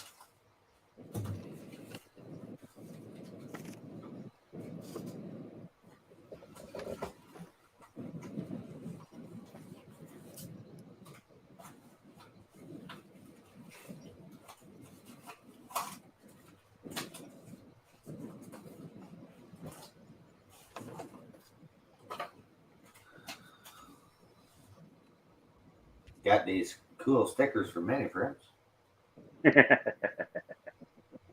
Eat, sleep, model, mini prints, repeat. Yeah, that is a good one. And what's he got in here? I still got to paint these and get those going. And he packages these pretty well. Oh, look at the first one I pull out of the package. Heath. Start with the best. Let me go full. It's gonna take a second, but yeah.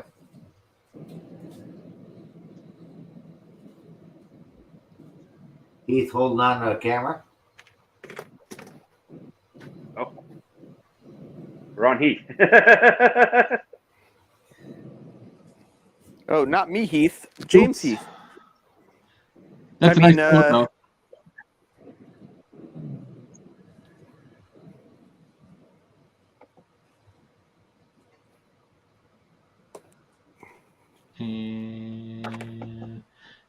There he is. Yeah, because when you said that he was showing Heath, I had that in the back of my mind. Yeah. I'm like, click on Heath. Yeah, so I got to paint these up for Wigwag. We got a Heath holding on to a camera, mini prints. Tom's Trades and Things holding on a bag of Dorito chips, extra spicy. Dorito. Then we got Sparky 107. He's looking on his phone.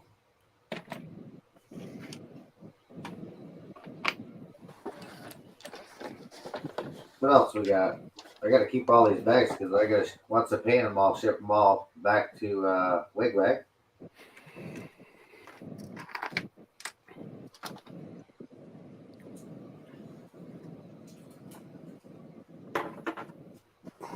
And we got the plumber on a skateboard. Yeah, that was cool that he brought that skateboard with him. Yeah. And we did the scan at OVR. Yep. But I think we got to redo it. I think Bernard, is learning a lot every time he does it.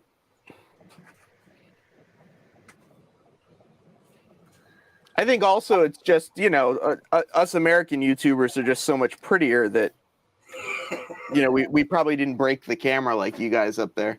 Yeah, worked out the bugs for us. Then we got Rick the tree. Yeah, Rick's turned out well. Yeah, that's pretty cool, holding on to a tree. And then we got Santa Claus going down the chimney. Santa Claus, which YouTuber is that? Sometimes it's Sparky, sometimes it's Go Big or Go Home. Who knows? I think when I go, I'll have to take a big paper bag and put a bag over my head, and then they'll be like, "Well, we can't see his face, but we know it's Chris." But That would be an idea. So yeah, I'll get starting on these mini prints here right shortly, so we can get them off the wig bag.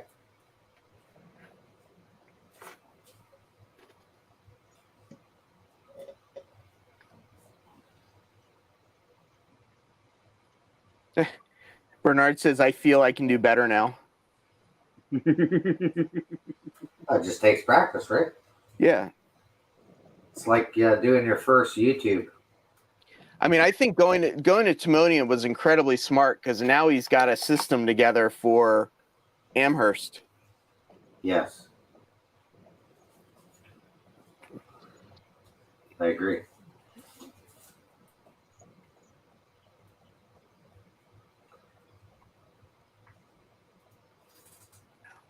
Is anybody here working on their mini prints holiday entry? The peanut butter lid. No, I don't. I didn't jump in on that one this time. I'm still trying to find a peanut butter lid.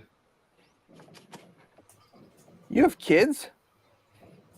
Don't kids eat peanut butter anymore? Peanut butter cookies. I know we have Nutella, but peanut butter, I don't know. Close And enough. I hate peanut butter personally. Wait, what does can't Bernard? stand peanut Hang butter. on. We'll see what Bernard says. Bernard, does a Nutella jar lid count? We'll see what he says in the chat. Bernard will tell you you don't even have to put it on a jar if you don't want to. I think it has to be a certain size though. Well, 3.5 inches. I think but even Arnie's using Vegemite.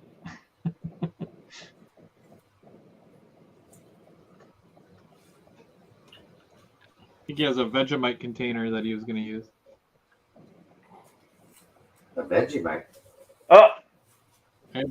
yeah. Bernard says just Yeah, have Ernie. fun with it and enter. And enter, yes. Get the enter.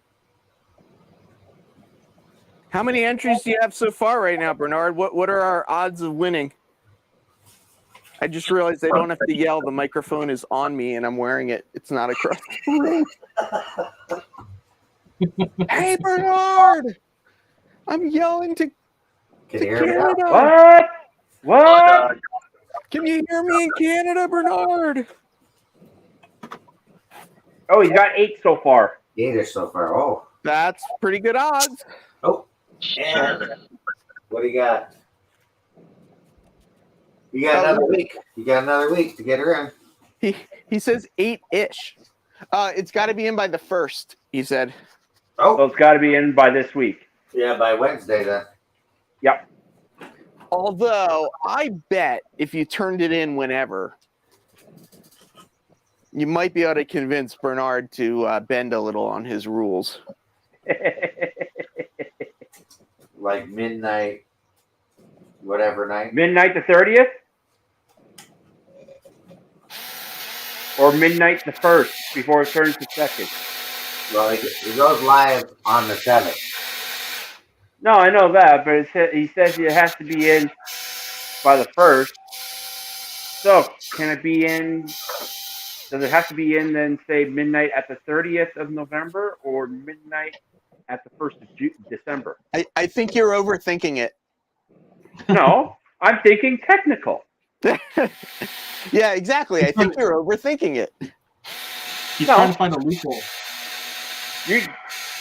There's always a loophole. There's always a way to bend it. You know that. No. Yes. I'm not fighting the system. We can see what everybody else is working on too. Oh yeah, jeez. Look at you hogging the show here. Yeah. See, that's what happens. I'm like working away on this here, and then my focus goes to that, and then multi's not my strongest thing. Randall, you stuck in traffic right now? Yeah, I think things is fixing to get big though. There's people trying to turn around. I guess they crashed and burned up here in front of us somewhere. Brown Raven did. That was just about getting large right there in front of me because somebody turned around. There was a car coming around the corner. So, or the construction. there shouldn't be any construction going on because they finished that quite a while back. What do you think of those tunnel portals? Too much? Not enough? It looks pretty good. Just don't forget the black in the center is up top. Yeah, I got a black in the centers for sure.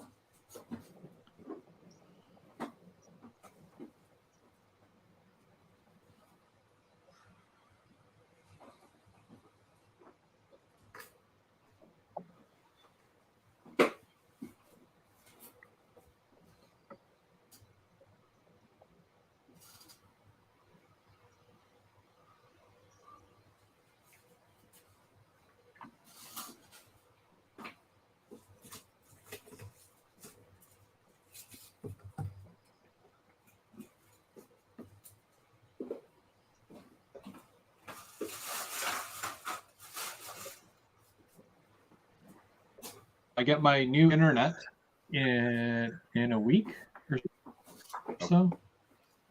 High speed? What's today? Today is the 27th.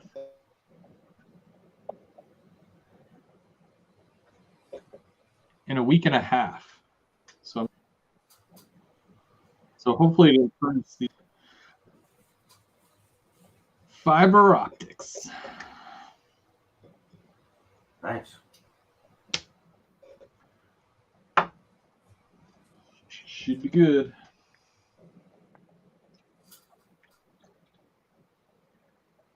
Thanks, Big Big.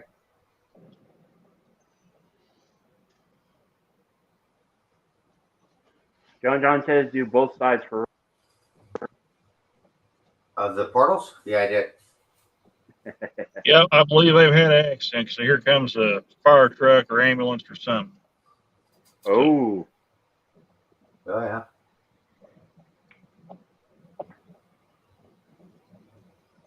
That's fire.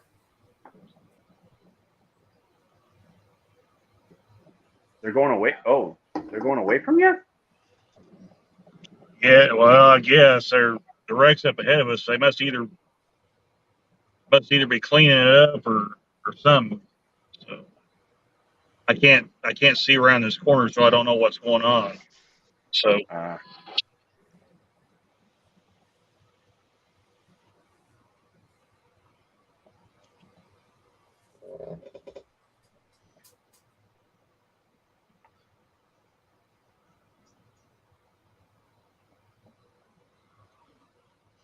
Hey, John. Thanks for joining us.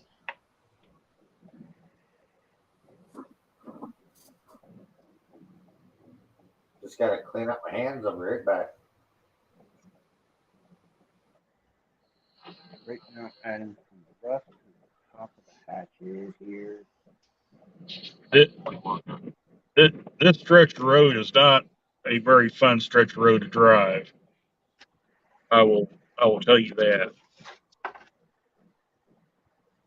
Sounds like it's like the road that takes me from here to Ottawa. It's the same one. Well, a lot of it is people try to drive this road like it's I-50. There's people that try to drive this road like it's I-55, and you can't do that with this road, or you're gonna wind up off in a ditch somewhere.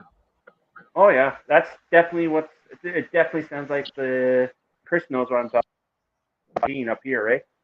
The Trans Canada. Oh yeah.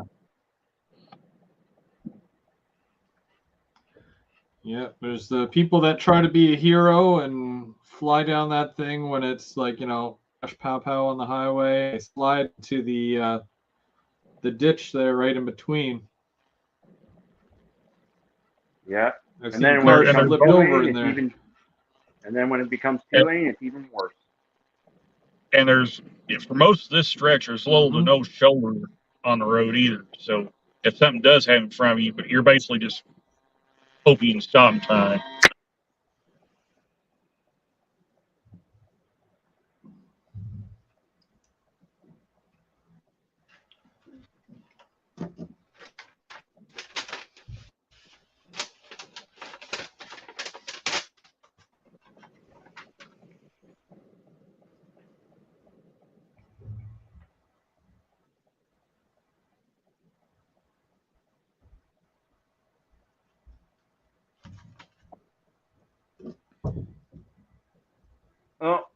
Later, Tim. Have a good one.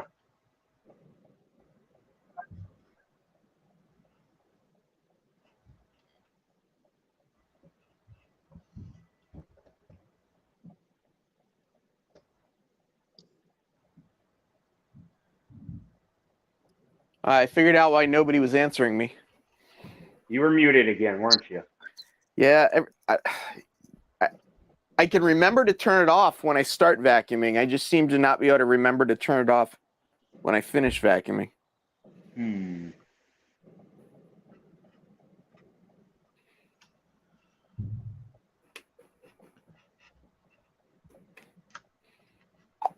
Tim's been real quiet this live. Tim just left.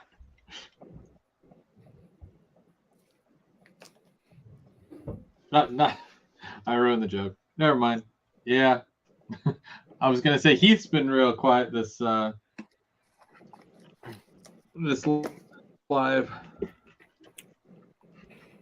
Chris, are you forgetting my name already? I ruined it. Uh-oh. Ruined the joke.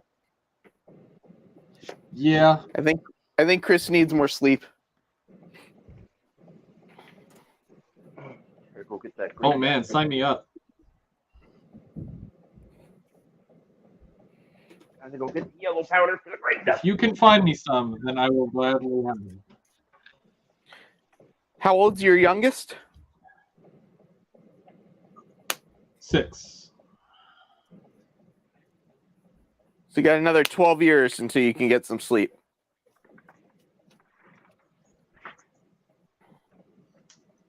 I think as long as you're a parent, you just like, because that's when it started. When I had my first sleep, just out the window, and I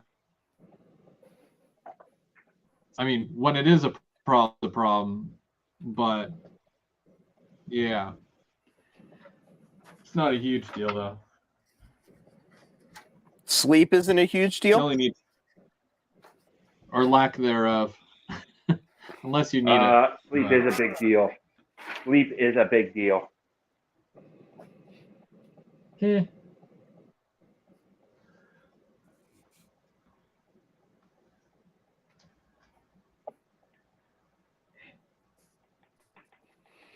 It's a good thing that Tim left. He'd be kicking my butt right now. I'm using these water slide decals. He doesn't like water slide? He would not be. No, because they're graffiti, so he prefers doing his own custom. Oh, gotcha. Water, I didn't. not water slide, but like I didn't his see own, that they were graffiti. Yeah. Oh, yeah. So what you're saying is you're living on the edge right now. Living on the edge. A little bit.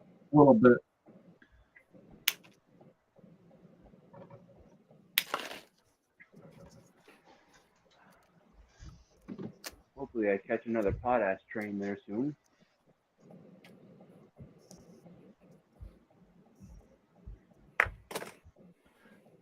Hey Chris, when I go on holiday, grab my. When you want to run trains again, I'll bring the potash train again. This time we'll run it the other way. Maybe it'll actually run good that way.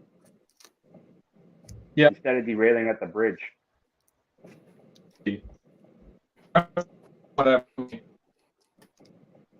What? I'm down for whatever. Let me know. Okay.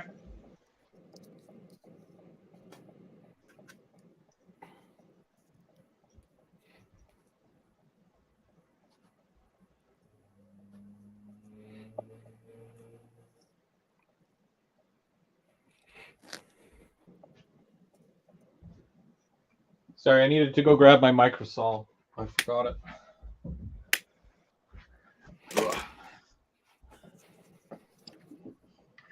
Are you in your train room right now, Chris, or are you somewhere else in the house? I believe he sits in a room that's just off of my. Yeah, my train area is just outside here. This is my work office, but I've converted a corner of it to the streaming something or other. area. So it's its own little dedicated spot where I can, you know, have nice lighting. Yep.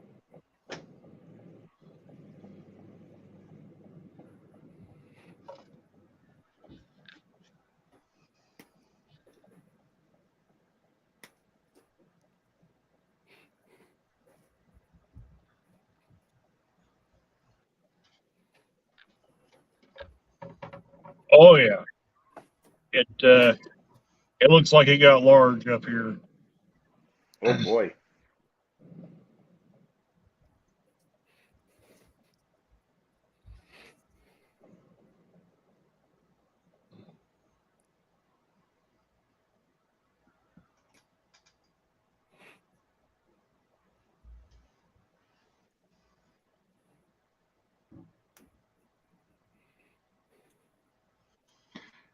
Oh, Mike's gonna be making I know, another hole right? through the wall. Mike, honestly, I thought about it. Here, going to the workshop, because the workshop's on the other side of the layout. Yes, make a staging yard into the office. Like for here, because Which is right on third the other level, side of this staging wall is yard. my helix. So Well, if you go right up against the far side of the wall, all I got is put a go up switch in against there the with a far hole in the side. wall.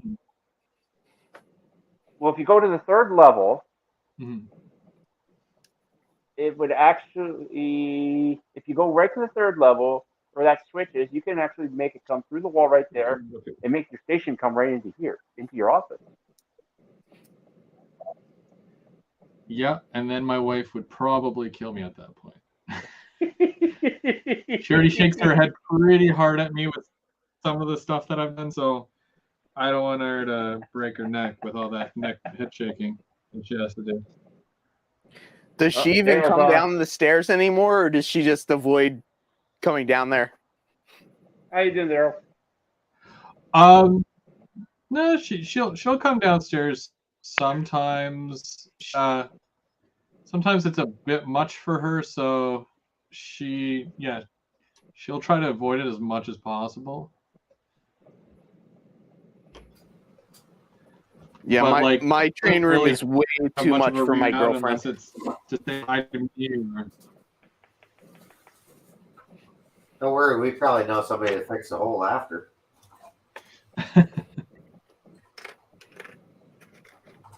Wait, where's Mark? Is Mark good at mudding? No, Mark's good at making holes. Oh, I was waiting for him to go out into the hallway or the closet. That's what we're still trying to get him to do it. Oh, you got to make a second level helix for that too. Yeah, I'm down with that. It was funny because the other day I pulled into my driveway, and the house across the street, but beside that one, it's for sale. So I sent a picture of it to him, and I'm like, Mark, house is for sale. And he looked it up, and I think the house is going for like $800,000. Yeah, and he's like, you gonna buy us that house? And I'm like, well, if he wins the million, and I rent. If I had 800,000, right after 649 or yeah, I think that. Yeah, I can't actually win a just stupid saw free this. ticket with that. I actually just saw this comic the other day, where basically I just saw this comic there today. He's like, just wait down the side, all like running around through track street, and it's basically the guys made a tunnel from one house to the other, connecting both their layouts. That'd be awesome. That would be. Wigwag said that's a lot of feeder track too. Keeping in mind CP368, that's $8, so it's gonna hear much more than American dollar, but yeah, I'm not sure what the equivalent to that would be in US dollar. In US dollar, I think that almost would be $500,000. $1 million something. No, it'd be a lot less. It's $500,000. I think it'd be around 500,000 to 600,000.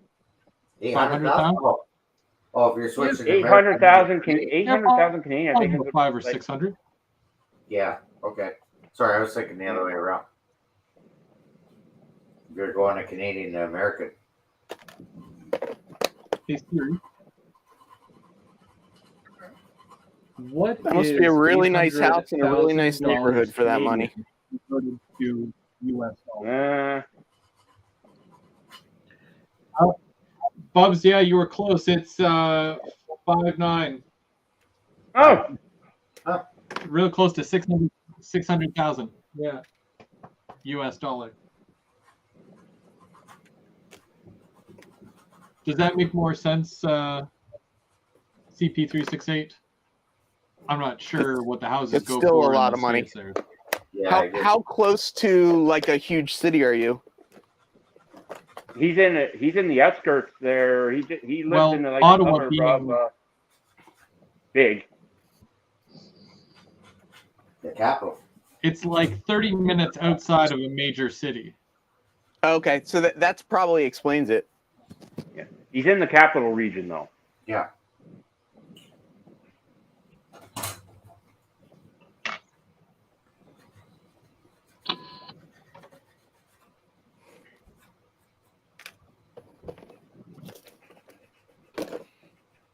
This car's just about ready for dull coating. There's a green closed across the tracks. There's a green signal. So. Oh. Oh, wow. Just made it past there. The gates are going down behind me. Oh. Oh, turn around and go back.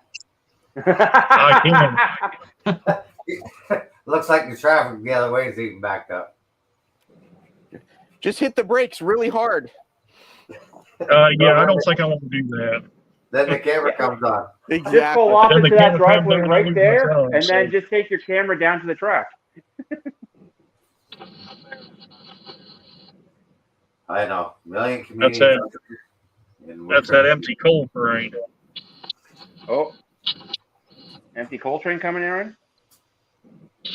Yeah, going through Ravenden right now, headed towards there. So Can't wait to start catching potash trains again. Mystic says he don't care what those are anybody else exciting says. to I'm see. alright. Hey, Randall, have you ever caught any potash trains yet? have I done what? Have you caught a potash train yet? No, we don't have potash trains here that I know of. Really? Now we have a sand train that runs through here, but no potash trains. Okay, I'm gonna be the dumb American. What is potash? Doesn't it have something to do with Fertilizer. coal, right? Fertilizer. Oh, fertilizer. There's a big potash mine up in Saskatchewan. Oh, actually, the biggest deposit is in Canada of potash. So you guys don't use cow manure for fertilizer. You use potash. Oh, we do. Yeah, you actually mix potash with fertilizer. It helps. Yeah.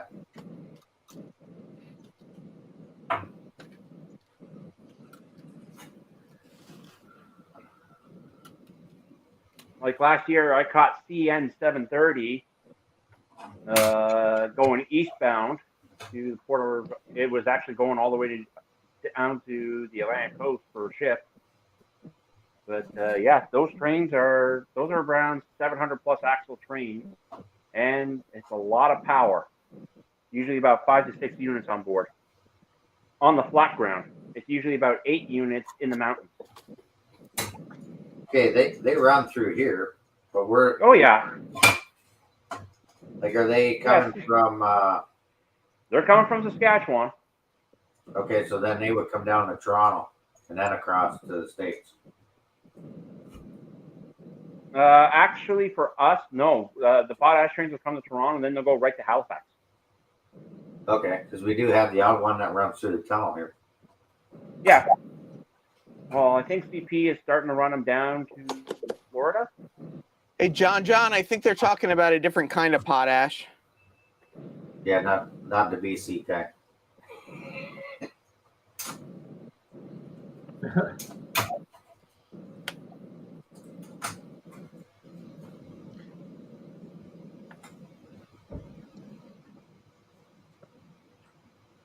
I just Actually- realized that we've been going live for 2.5 hours. What? Actually, John 2816. Do you still want those potash cards? Do you want me to order you some? Oh, Perry just put.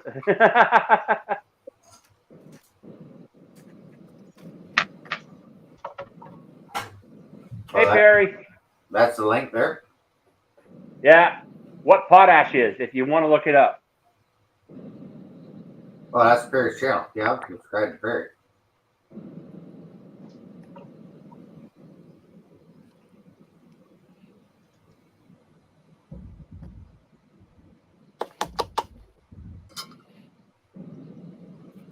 Oh, is it Perry got I a might video have on to. No, it's it takes you right to the Wikipedia.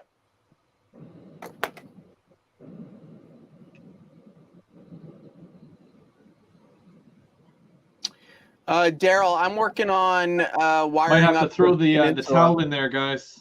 I gotta work. You got towel in. You got to work. Yeah, I worked soon, unfortunately. Heath, you can keep going. What are you working on? Finishing up laying the track and doing the wiring for the peninsula. So over here, I got the 2 more tracks to go by the transfer bridge. I'm going to lay these guys in here, and that should be all of the track. Then I will be done, as they say. At least for at least for a week, I'll be done. Is that a fold down section, Heath? It is, yes. This will fold down. I've got some DCC wires that run over to that section, and then I've got a distribution board and a frog juicer for that specific peninsula. Okay.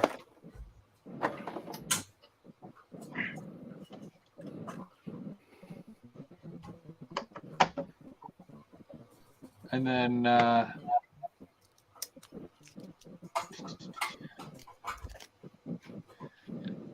all right. There, that's the graffiti there. I know it looks very cut and paste right now because I gotta weather it, but That looks good. Yeah. You did a good job on that's what it's supposed to, right? Yeah. And those aren't those what do you call them? Water solvent? Micro skin. Yeah. You did all that by hand, didn't you? That's the stuff here. Yeah, the sheets. The micro scale sheet. But we'll just Yeah, tell I got Tim a you whole did all bunch. that by hand. Yeah, that would keep me out of trouble. Yeah. I played in that. I'm going with that one. I don't believe it. Come on, baby. Gotta help a guy out.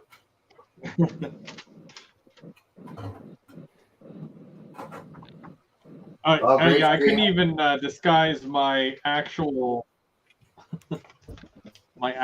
custom stuff as as clean looking as this, but it's not supposed to be clean looking, so that's probably why. But, I think for the most part, like, this is good. I could probably add the windows. I did all the trimmings and whatnot, and even the back too. Turned out a lot better than what I thought it would, so I'm very happy with that. And then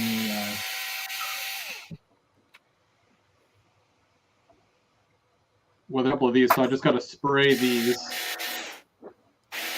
and then I'll be able to fill them with the ballast like I did this one.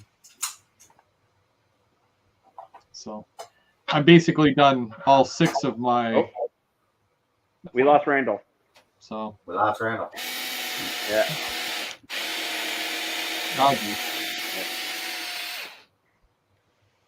I don't see smoke yet. Who are you waiting to see smoke from? That's tomorrow night or Tuesday night show.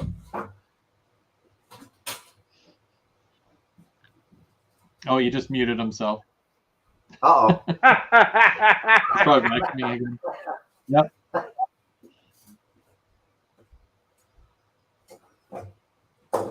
Well, Derek's in the All chat. right. He'd like Well, to see the yeah, football.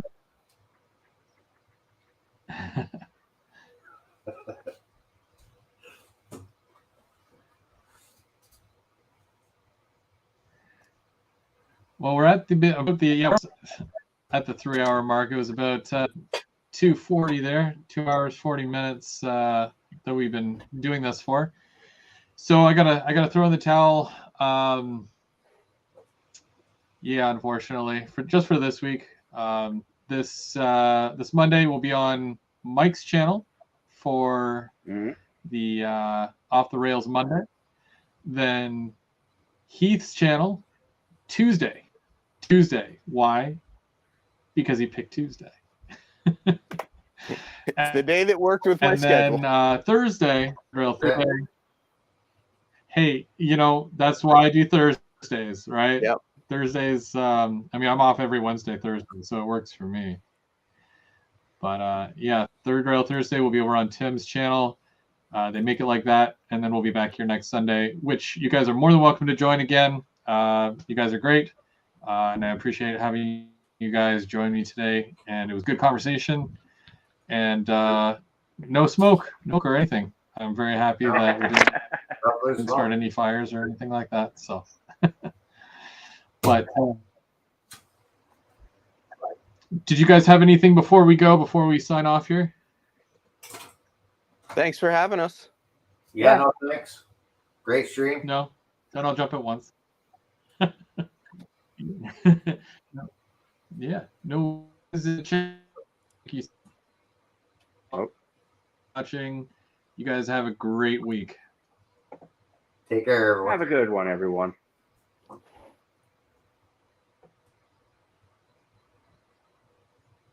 I always wait for the little pop-up. The pop-up never comes up because it takes forever, and then